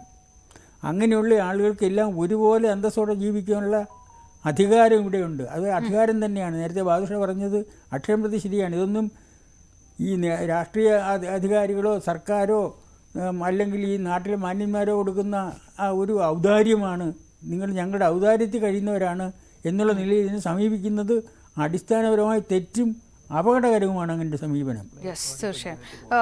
ശ്രീ സുഭാഷ് ചന്ദ്രബോസ്, അപ്പോഴും നിങ്ങൾ ഇന്ന് മുഖ്യമന്ത്രി പറയുകയാണ്, എന്തിനാണ് നിങ്ങൾ കേന്ദ്രമന്ത്രിക്കെതിരെയാണ് വിമർശനം, ഈ മലയോര മേഖലയിലെ കുടിയേറ്റക്കാരെ അപമാനിക്കുകയാണ്, അനധികൃത ക്വാറി ഖനനം നടക്കുകയാണ് എന്നുള്ളൊരു വിമർശനം. രാഷ്ട്രീയം അവിടെ നിൽക്കട്ടെ, അത് അങ്ങോട്ടും ഇങ്ങോട്ടും. പക്ഷേ ചില വിഷയങ്ങളൊക്കെ ഈ സമയത്തല്ല സംസാരിക്കേണ്ടത് എന്ന് പറഞ്ഞ് നമ്മൾ ഇത്രയും ദിവസം കടന്നുപോയി. പക്ഷെ ഒരു പാക്കേജ് വരുമ്പോൾ ചില വിഷയങ്ങൾ അതിനകത്ത് കൃത്യമായി അഡ്രസ്സ് ചെയ്തു പോകണ്ടേ എന്നുള്ള കാര്യമില്ലേ? അത് കുടിയേറ്റക്കാർക്കെതിരെയുള്ള ഒരു പരാമർശമായിട്ട് അത്തരം കാര്യങ്ങളെ വിശകലനം ചെയ്യുന്നത് കണക്കിലെടുക്കേണ്ടതുണ്ടോ? ഈ പ്രശ്നത്തിൽ നിന്ന് ഒഴിയാനാണ് ഇതൊക്കെ പറയുന്നത്. ശ്രീ ഷംഷാദ് മരക്കാർ കൂടി ചർച്ച കേൾക്കുന്നു, അദ്ദേഹം വന്നത് വളരെ സന്തോഷം. നിങ്ങൾ അവിടെ DPR ഉണ്ടാക്കാൻ പോകുന്നത് പരമ്പരാഗത രീതിയിലാണ് എന്ന് ഞാൻ ഇപ്പോൾ ഇനിയല്ല നേരത്തെ ഉണ്ടാക്കിയത്, അത് പാടില്ല. ഒന്ന്, എല്ലാ ഡിപ്പാർട്ട്മെൻറ്റുകളുടെയും മീറ്റിംഗ് വിളിച്ച് അവരോട് പ്രപ്പോസലുകൾ കൊണ്ടുവന്ന് ആ പ്രപ്പോസലുകൾ കൺസോൾട്ടേറ്റ് ചെയ്ത് കെട്ടി ഒറ്റ ഫയലാക്കിയാൽ നിങ്ങളുടെ DPR ആവില്ല.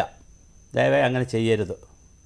അടിയന്തരമായി നിങ്ങൾ അവിടത്തെയും പുറത്തെയും രാജ്യത്തെയും പല സ്ഥലത്തുമുള്ള ഇത്തരം കാര്യങ്ങൾ ചെയ്ത് പരിചയമുള്ള ആളുകളുടെ ചെറിയ വർക്ക്ഷോപ്പ് വിളിച്ച് ഐഡിയകൾ ഷെയർ ചെയ്ത് ഒരു പ്രൊഫഷണൽ ടീമിനെ കൊണ്ട് വേണം ഇതിൻ്റെ കൺസെപ്റ്റ് നോട്ടും കാര്യങ്ങളൊക്കെ ചെയ്യിക്കാൻ. എന്നിട്ടാണ് നമ്മൾ മിഷനെക്കുറിച്ച് പറഞ്ഞത്. വയനാട് ഹിൽ ഏരിയ ഡെവലപ്മെൻ്റ് എന്നോ എന്തെങ്കിലും നല്ലൊരു പേരുമൊക്കെ ഇട്ടൊരു മിഷൻ തുടങ്ങി അതിലേക്കായിരിക്കണം ബാക്കി ആളുകൾ ഇംപ്ലിമെൻറ്റ് ചെയ്യേണ്ടത്. ഇംപ്ലിമെൻറ്റ് ചെയ്യുന്നത് അതാത് ആളുകൾ ചെയ്തോട്ടെ, പക്ഷേ അവരുടെ കൃത്യമായ മോണിറ്ററിങ് ഉദ്യോഗസ്ഥ തലത്തിലും ജനകീയ തലത്തിലും പിന്നെ സംസ്ഥാന തലത്തിലും ജില്ലാ തലത്തിലുമൊക്കെ ഉണ്ടാകുന്ന വളരെ മാതൃകാപരമായ കാര്യങ്ങൾ ചെയ്യാൻ പറ്റും. അങ്ങനെ നിങ്ങൾ ചിന്തിക്കണം. അതാണ് എനിക്ക് നിങ്ങളോട് സൂചിപ്പിക്കാനുള്ളത്. രണ്ടാമത്, അവിടുത്തെ ടൂറിസവുമായി ബന്ധപ്പെടുത്തി ഒരുപാട് വിവരങ്ങൾ നമ്മളെ കൈവശമുണ്ട്. ഞാൻ അവിടെ വരികയും പഠനം നടത്തുകയൊക്കെ ചെയ്തിട്ടുള്ള ആളാണ്. അവിടെ ടൂറിസം എന്ന് പറയുന്നത് ശരിക്ക് കോഴിക്കോട് വിമാനത്താവളത്തിലെ ആളുകൾ ഇറങ്ങി അങ്ങനെ കുറച്ച് വരുന്നില്ല, സായിപ്പന്മാരൊന്നും അങ്ങനെ വരുന്നില്ല. ലോക്കൽ ഇൻറ്റേർണൽ ടൂറിസം എന്ന് പറഞ്ഞാൽ അവിടെ കുറവാണ്. പിന്നെ അവിടുത്തെ റിസോർട്ടുകളിൽ ടൂറിസം എന്ന് പറയുന്നത് മറ്റൊരു തരത്തിൽ നടക്കുന്ന ടൂറിസമാണ്. അത് നിയന്ത്രിക്കപ്പെടുന്നതിനുള്ള കാര്യങ്ങൾ തീർച്ചയായും ഉണ്ടാകണം. പിന്നെ എന്നോട് ചോദിച്ച ചോദ്യത്തിന് തീർച്ചയായും എന്തുകൊണ്ടാണ് പുത്തുമലയിൽ നേരത്തെ ഉണ്ടായ അല്ലെങ്കിൽ മറ്റ് കവളപ്പാറയിലുമൊക്കെ ഉണ്ടായതിൽ വേട് ചൂർന്നു പോയതും ഈ കാര്യങ്ങൾ നടക്കാത്തതെന്ന് പറഞ്ഞാൽ അത് കറപ്ഷനാണല്ലോ, അഴിമതി നടക്കുന്നതുകൊണ്ടാണല്ലോ. അപ്പോൾ അതുകൊണ്ട് ആ കറപ്ഷൻ ഇല്ലാത്ത രീതിയിൽ ചെയ്യാൻ പറ്റുന്ന ഒരു ഉദ്യോഗസ്ഥ സംവിധാനവും അത് മോണിറ്റർ ചെയ്യാനുള്ളൊരു IAS നല്ല, ഞാനതാ പറഞ്ഞത്, ഒരു IAS അതൊരു സൊസൈറ്റി. ഞാൻ ഉദാഹരണം പറയാം മാഡം, ഒരു സെക്കൻഡ് മാഡം. അതൊരു സൊസൈറ്റി പോലെ അങ്ങ് രജിസ്റ്റർ ചെയ്ത് അത് നല്ലൊരു മിഷൻ പോലെ രജിസ്റ്റർ ചെയ്ത് ഇവിടെ മാത്രമല്ല ഇനി വയനാട് പോലുള്ള Wayanad hill area development mission എന്ന് വെച്ചോളൂ. വയനാടിൽ ഇനി എവിടെയൊക്കെ ഇതുപോലത്തെ പ്രശ്നങ്ങളുണ്ടായാലും അതിനെയൊക്കെ അഡ്രസ്സ് ചെയ്യാൻ പറ്റുന്ന, ആളുകൾക്കെല്ലാം പരിശീലനം കൊടുക്കുന്ന അങ്ങനെയുള്ള നല്ല ഒരു പഠന കേന്ദ്രവും ഒരു ചെറിയ R&Dയും മഴയെ പഠിക്കുന്ന സെൻറ്ററും ഇതെല്ലാം കൂടെ ചേർത്ത് ജില്ലാ പഞ്ചായത്തിന് ആലോചിക്കാവുന്നതാണെന്നേ. ജില്ലാ പഞ്ചായത്തിനും ഗ്രാമപഞ്ചായത്തുകൾക്കും 25 ഗ്രാമപഞ്ചായത്തിലുള്ള ബ്ലോക്ക് പഞ്ചായത്തുകൾക്കും എല്ലാവർക്കും കൂടി ചേർന്നുകൊണ്ട് അങ്ങനെ ഒരു ഇൻ്റഗ്രേറ്റഡ് പ്ലാൻ ഉണ്ടാക്കാൻ പറ്റും. അങ്ങനെ ഉണ്ടാക്കിയാൽ ജില്ലയെ നിങ്ങൾ വിവിധ സോണുകളായി തിരിക്കണം. ആ സോണുകളിൽ ഏറ്റവും കുഴപ്പമുള്ള സോൺ അവിടെ ആളുകളെ താമസിപ്പിക്കരുത്, കുഴപ്പം കുറഞ്ഞ സോൺ അവിടെ കൃഷി ചെയ്യണം, ഒട്ടും കുഴപ്പമില്ലാത്ത സോൺ അവിടത്തേക്ക് ജനങ്ങളെ ഘട്ടമായി മാറ്റണം. ഇതിനിപ്പോൾ അപ്പുറത്തോട്ട് 2000 ഇതിപ്പം 2000 മീറ്റർ ഇല്ലായിരുന്നല്ലോ, 2000 മീറ്ററിൽ കുറിച്യമല നിൽക്കുന്നുണ്ടല്ലോ. ഇതിനേക്കാൾ സ്റ്റീപ്പ് സ്ലോപ്പല്ലേ? എത്ര ആളുകളാണ് അവിടെ താമസിക്കും? ഇതിനേക്കാൾ കൂടുതൽ ആളുകളല്ല. ഇനി ഞാൻ ജില്ലാ പഞ്ചായത്ത് ഒരു കാര്യത്തോട് ചോദിച്ചോട്ട് പറഞ്ഞയുടെ അനുഭവത്തോടു കൂടി, ഇത് ഈ പിന്നെ ചാലിയാർ പുഴയിലോട്ട് മറിഞ്ഞതുകൊണ്ടാണല്ലോ 500 വീടായി പോയത്. ഇത് കബനി പുഴയിലോട്ടാണ് മറിഞ്ഞിരുന്നെങ്കിലോ, ഭൂമിശാസ്ത്രപരമായി അങ്ങോട്ടാണ് മറിഞ്ഞിരുന്നെങ്കിലോ എത്ര കുടുംബം പോകുമായിരുന്നു? ഭൂമിക്ക് എങ്ങനെ അറിയാം എങ്ങോട്ട് മറിയണമെന്ന് വെള്ളത്തിന്? അതുകൊണ്ട് നിങ്ങൾ അടിയന്തരമായി ജില്ലാ പഞ്ചായത്തും ഗ്രാമപഞ്ചായത്തുകളും ഈ സംസ്ഥാനത്തും ഈ രാജ്യത്തും ജീവിച്ചിരിക്കുന്ന പ്രഗത്ഭരായ ഒരുപാട് ആളുകളുണ്ട്. അവിടെ രാഷ്ട്രീയം നോക്കി, കക്ഷി നോക്കി, മതം നോക്കി, ജാതി നോക്കി മാറ്റി നിർത്താതെ അവരുടെ സേവനമെടുത്ത് വളരെ മനോഹരമായ ഒരു വിഷൻ ഡോക്യുമെൻ്റ് ഉണ്ടാക്കി അതിലൊരു പ്രൊഫഷണൽ ടീമിനെ ഏൽപ്പിച്ച് വളരെ പ്രൊഫഷണലായിട്ടൊരു കമ്മിറ്റി എടുത്ത് ഇത് തീരുമ്പോൾ, മിഷൻ തീരുമ്പോൾ അതൊരു സൊസൈറ്റിയായി മാറണം. നമ്മൾ ഇന്ത്യൻ കോഫി ഹൗസ് നടത്തുന്നവരാണ്, എന്തെല്ലാം കാര്യങ്ങൾ ചെയ്യുന്നവരാണ് മലയാളി. ഇത് പറ്റണ്ടേ? അതുകൊണ്ട് പുത്തുമലയിലെ അനുഭവത്തിൽ നിന്ന്, മറ്റ് സ്ഥലങ്ങളുടെ അനുഭവത്തിൽ നിന്ന് പരമ്പരാഗതമായ പ്രപ്പോസലുകൾ ഉണ്ടാക്കി അത് കുത്തിക്കെട്ടി ഒറ്റ പ്രപ്പോസലാക്കി ഗവൺമെൻറ്റിൽ അയച്ച് അങ്ങനെ ഒരു പരിപാടി ചെയ്യരുത്. ഇംപ്ലിമെൻറ്റേഷനിലും അത് ചെയ്യരുത്. ഓക്കെ, ഷംഷാദ് മരക്കാർ,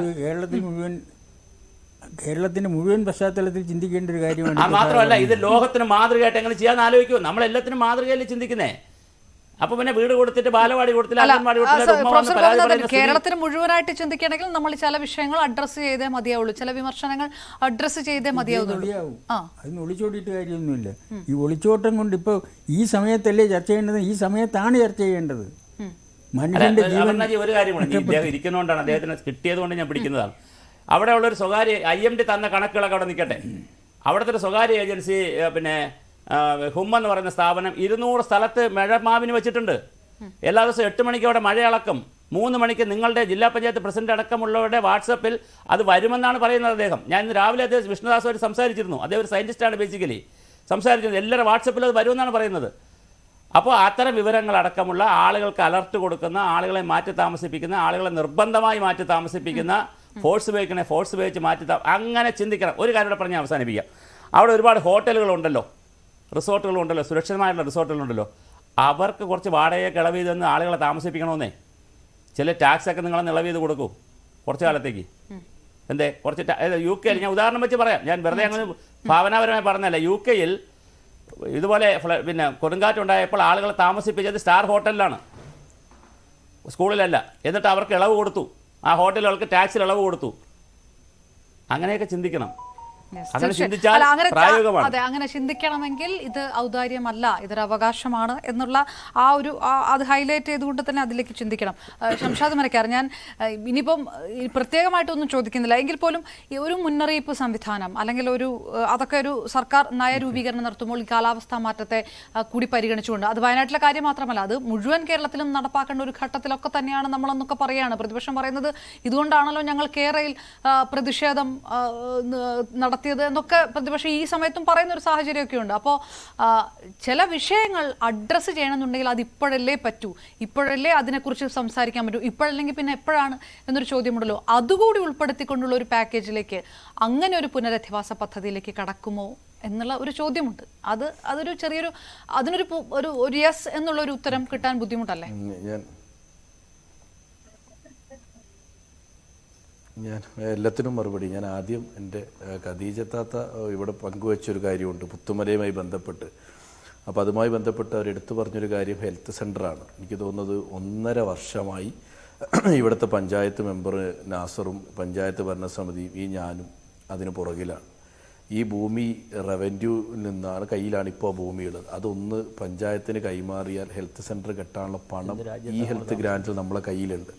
ഈ ദുരന്തം ഉണ്ടാകുന്ന 29-ാം തീയതി 2 മണിക്ക് ജില്ലാ പഞ്ചായത്ത് പ്രസിഡന്റ് DPC ചെയർമാനായ ഞാനും ഇവിടുത്തെ ആളുകളും ആ ചർച്ച കൂടി നടത്തിയിട്ടാണ് വന്നത് എന്നുള്ളതാണ്. അപ്പോൾ ഞാനത് ആദ്യമായി ഒന്ന് പറഞ്ഞു എന്നേ ഉള്ളൂ. അതിനോടൊപ്പം തന്നെ അദ്ദേഹം പറഞ്ഞ ആ ഹെൽത്ത് സെൻ്റർ ഉറപ്പായും അത് നമ്മളവിടെ കെട്ടും, അതിൽ തർക്കമില്ല. അത് നമ്മൾ കെട്ടും. അതെന്തായാലും നമ്മൾ പകുതി ദൂരം പിന്നിട്ടിട്ടുണ്ട്. അത് നമ്മൾ പൈസ സംഘടിപ്പിച്ച ഭൂമി മാത്രമേ ഉള്ളൂ. അത് ഞാൻ ഉറപ്പ് തരും, നമ്മൾ എന്തായാലും ചെയ്യും. രണ്ടാമത് കുറേ കാര്യങ്ങൾ പറഞ്ഞു. അതിൽ ഈ വയനാടിൻ്റെ ഈ ഒരു ഭൂപ്രകൃതിയുമായി ബന്ധപ്പെട്ടുള്ളൊരു പ്രശ്നം നിലവിലുണ്ട്, ഇല്ല എന്നൊന്നും ഞാൻ പറയുന്നില്ല. വലിയ കുന്നുകളുണ്ട്, ആ കുന്നുകളോടൊപ്പം തന്നെയുള്ള മഴയുടെ ഇൻറ്റൻസിൻ്റെ മാറ്റമുണ്ട്. കിട്ടിക്കൊണ്ടിരിക്കുന്ന മഴ പെട്ടെന്ന് പെയ്യുന്നു, അങ്ങനെയുള്ള പ്രശ്നങ്ങളൊക്കെ ഉണ്ട്.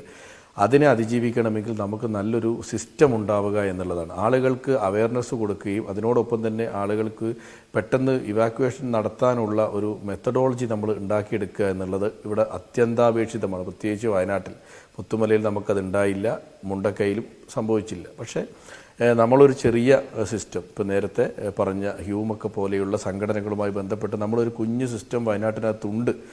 ഞങ്ങൾ മഴ അളക്കുന്നുണ്ട് കൃത്യമായി. അതിനകത്ത് നമ്മളുടെ ചില കാര്യങ്ങളൊക്കെ ഡാറ്റയൊക്കെ അനാലിസിസ് ചെയ്ത് ചില സാധ്യതകളൊക്കെ നമ്മൾ ബന്ധപ്പെട്ടവരെ അറിയിക്കുന്നുണ്ട്. ഈ ഒരു ക്രൈസിസിൽ നമ്മളത് അറിയിച്ചിരുന്നു എന്നുള്ളതാണ്. 29-ാം തീയതി രാവിലെ ഞാൻ എൻ്റെ എല്ലാ പരിപാടികളും ഒഴിവാക്കി പോയത് ഈ വെള്ളാർമല സ്കൂളിലേക്കാണ്. അവിടെ അന്ന് പുഞ്ചിരിമട്ടത്ത് നിന്ന് നമ്മൾ 15ഓളം കുടുംബത്തെ മാറ്റിയിരുന്നു ആദ്യം തന്നെ. അവരൊക്കെ ഈ ലാൻഡ് സ്ലൈഡിൽ രക്ഷപ്പെട്ട ആളുകളാണ്. മുണ്ടക്കയിലെ ആളുകളോടൊക്കെ നമ്മൾ കുറച്ചൊക്കെ ഈ വിവരം പഞ്ചായത്ത് തലത്തിലും പഞ്ചായത്ത് മെമ്പർമാരും ഒക്കെ അറിയിച്ചിരുന്നു. പിന്നെ വലിയൊരു ഇവാക്യുവേഷനൊക്കെ എടുക്കാനുള്ളൊരു അധികാരമൊന്നും നമ്മുടെ കയ്യിലില്ല. പക്ഷേ നമ്മൾ എല്ലാവരും അവെയർ ചെയ്തിരുന്നു. കുറേ ആളുകൾ മാറിയിരുന്നു. പുഞ്ചിരിമട്ടത്തെ ആളുകളെ നമ്മൾ തന്നെ മാറ്റിയിരുന്നു. പക്ഷേ ആ സ്കൂൾ നഷ്ടമായി. പക്ഷെ അവർ 1 മണിയോടുകൂടി ആദ്യത്തെ ഉരുൾപൊട്ടലിൽ വെള്ളം കയറിയപ്പം അവരവിടെ നിന്ന് മാറി രക്ഷപ്പെട്ടു പോവുകയും ചെയ്തിട്ടുണ്ട് എന്നുള്ളത്. അപ്പോൾ ഒരു സിസ്റ്റം കേന്ദ്രീകരിക്കപ്പെടണം എന്നുള്ളതാണ്. ഈ വാർണിംഗ് സിസ്റ്റമൊക്കെയുള്ള ഈ AI-ൻ്റെ കാലത്താണ് നമ്മളിരിക്കുന്നത്. ആർട്ടിഫിഷ്യൽ ഇൻ്റലിജൻസ് അതൊക്കെ നമുക്ക് ഇതിൻ്റെ സാധ്യതയായി ഉപയോഗിച്ച് നമുക്ക് കൊണ്ടുവരാൻ പറ്റും. അപ്പോൾ അത്തരം ചില കാര്യങ്ങളൊക്കെ നമുക്ക് ചെയ്യേണ്ടതാണ്. ഇല്ല എന്ന് ഞാൻ പറയും. പിന്നെ അപർണ ചോദിച്ചതുപോലെ ഈ ടോട്ടൽ പാക്കേജിനകത്ത് ഇപ്പോഴും നമ്മളെ സ്റ്റേറ്റ് ഡിസാസ്റ്ററിൻ്റെ കയ്യിലുള്ള റിസ്ക് പ്ലാൻ എന്ന് പറയുന്നത് 2016-ലാണ്. നമ്മളിപ്പോൾ ഇരിക്കുന്നത് 2024-ലാണ്. അതിനകത്ത് പ്രത്യേകിച്ചൊരു മാറ്റമില്ല. പിന്നെ അതുപോലെ ബാദുഷയ്ക്ക് ചർച്ചയിലുണ്ട്.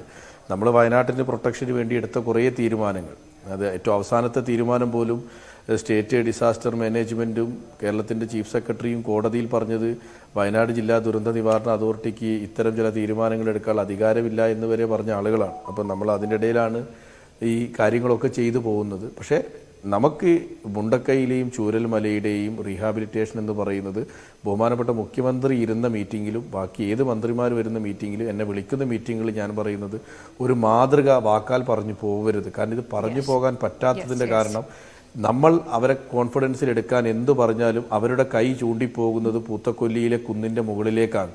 അത് നോക്കൂ എന്ന് അവർ ഞങ്ങളോട് പറഞ്ഞാൽ പിന്നെ ഞങ്ങൾക്ക് അവരോട് പറയാൻ ഒരു മറുപടി ഉണ്ടാവില്ല. ചോർന്നൊലിക്കുന്ന വീട്ടിൽ എർത്തിന്റെ കംപ്ലൈന്റ് കൊണ്ട് കറണ്ട് ഇല്ലാതെ. തീർച്ചയായിട്ടും അതെല്ലാം നമ്മൾ കേട്ടു. ബാദുഷ, വയനാട് ഈ പറഞ്ഞ പോലെ ഒരു റിസ്ക് പ്ലാൻ പോലും കാലഹരണപ്പെട്ടിരിക്കുന്ന ഒരു സാഹചര്യമുണ്ട്. അപ്പോൾ പക്ഷെ പ്രതീക്ഷിക്കാനാണ് നമുക്ക് കഴിയുക. അങ്ങനെ ഒരു പ്രതീക്ഷ ഉണ്ടാകും. ഇത്തരം ചർച്ചകളൊക്കെ നടക്കുന്നതിന് അതിന് വേണ്ടിയിട്ടാണല്ലോ, അല്ലേ?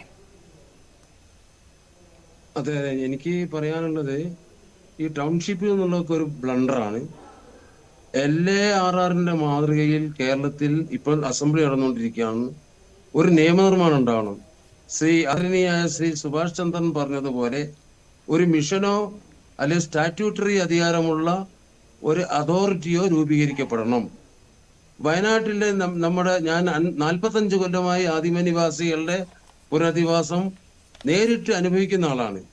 എത്ര കോടി റുപ്യാണ് അതിൽ വാസ്തവത്തിൽ ഒരു 20% പോലും അവർക്ക് എത്തിപ്പെടുന്നില്ല. അതേപോലെ തന്നെ കുപ്രസിദ്ധമായിട്ടുള്ളതായ നമ്മുടെ കാരാപ്പുഴ ഡാം ഉണ്ടല്ലോ, അതിൽ എത്ര പെർസെൻറ്റേജ് ആണ് ആ ഡാമിന് വേണ്ടി ചെലവഴിച്ചത് എന്നുള്ളതൊക്കെ എല്ലാവർക്കും അറിയാവുന്നതാണ്. ഞാൻ പറയുന്നതിൽ ക്ഷമിക്കണം, കേരളത്തിലെ ഏറ്റവും അഴിമതിക്കാരായ ഉദ്യോഗസ്ഥന്മാരിൽ നല്ലൊരു പങ്ക് വയനാട്ടിലാണ് ഉള്ളത്. എല്ലാവരെയും ഞാൻ അടക്കി പറയുന്നില്ല. അവർ വെച്ചുകൊണ്ട് ഈ പദ്ധതി, ഈ റീഹാബിലിറ്റേഷൻ ആൻഡ് റീസെറ്റിൽമെന്റ് പ്രോഗ്രാം മുന്നോട്ട് കൊണ്ടുപോകാൻ സാധ്യമല്ല. അത് പരാജയപ്പെടുകയുള്ളൂ. അതുകൊണ്ട് ഇത്തരത്തിലുള്ളതായ ഒരു അതോറിറ്റി, അതല്ലെങ്കിൽ ഒരു മിഷൻ, അത് രൂപീകരിക്കുകയും അത് സുതാര്യമാവുകയും അതിൽ വേണ്ടപ്പെട്ട ആൾക്കാരെ മുഴുവനും അതിൽ ഉൾക്കൊള്ളുകയും അതിൽ അതിന്റെ ആഭിമുഖ്യത്തിൽ ഇത് ഒരു ഔദാര്യമല്ല, അവകാശമാണ് എന്നുള്ള അർത്ഥത്തിൽ തീർച്ചയായിട്ടും ബാദുഷ, അതായത് വിവിധ ഇടങ്ങളിൽ നിന്ന് മലയാളികളുടെ സഹായങ്ങൾ, ഹൃദയം നിറഞ്ഞുള്ള സഹായങ്ങൾ ഒഴുകിയ സ്ഥലമാണ്. ആ സഹായങ്ങൾ കൃത്യമായി ദുരന്തബാധിതർക്ക് ചെന്നെത്തണമെങ്കിൽ ആ രീതിയിലുള്ള പദ്ധതി തന്നെ അവിടെ നടപ്പാക്കണം. അതിന് കൂടുതൽ സൂക്ഷ്മത വേണമെന്നുള്ളത് ഈ കഴിഞ്ഞ പല അനുഭവങ്ങളും വെച്ചുകൊണ്ടുകൂടിയാണ് പലരും പറഞ്ഞത്. ഈ നമ്മൾ പ്രേക്ഷകരോട് ചോദിച്ചു, പുനരധിവാസ പദ്ധതികൾ വയനാട്ടിൽ വീഴ്ചയില്ലാതെ നടപ്പാക്കാനാകുമെന്ന് കരുതുന്നുണ്ടോ എന്ന്. ഇല്ല എന്നാണ് കൂടുതൽ പേരും 58% പേരും ഇല്ല എന്ന് പറയുമ്പോൾ ഉണ്ട് എന്ന് പറയുന്നത് 37%. ആ 37%-നൊപ്പം നിൽക്കാനാണ് ഞാൻ ഇഷ്ടപ്പെടുന്നത്. കാരണം പുത്തുമലയിലെ പുത്തകൊലിയിൽ ഇപ്പോഴുള്ള ഖദീജത്തെ അടക്കമുള്ളവരുടെ ആ പ്രയാസങ്ങളും വേദനകളുമെല്ലാം പരിഹരിക്കപ്പെട്ടുകൊണ്ട് അത്തരം വേദനകൾക്കും പരാതികൾക്കും ഒന്നും സ്ഥാനമില്ലാത്ത രീതിയിൽ തന്നെ വയനാട് പുനരധിവാസ പദ്ധതി ഉയർന്നു വരണം എന്ന് തന്നെ പ്രതീക്ഷിച്ചുകൊണ്ടുകൂടിയാണ് പ്രൈം ഡിബേറ്റ് പൂർണ്ണമാകുന്നത്. Professor Gopinathan Nair, V Subhash Chandrabose, Shamshad Marakkaroppara, N Badusha ഈ ചർച്ചയിൽ പങ്കെടുത്തതിന് നമസ്കാരം.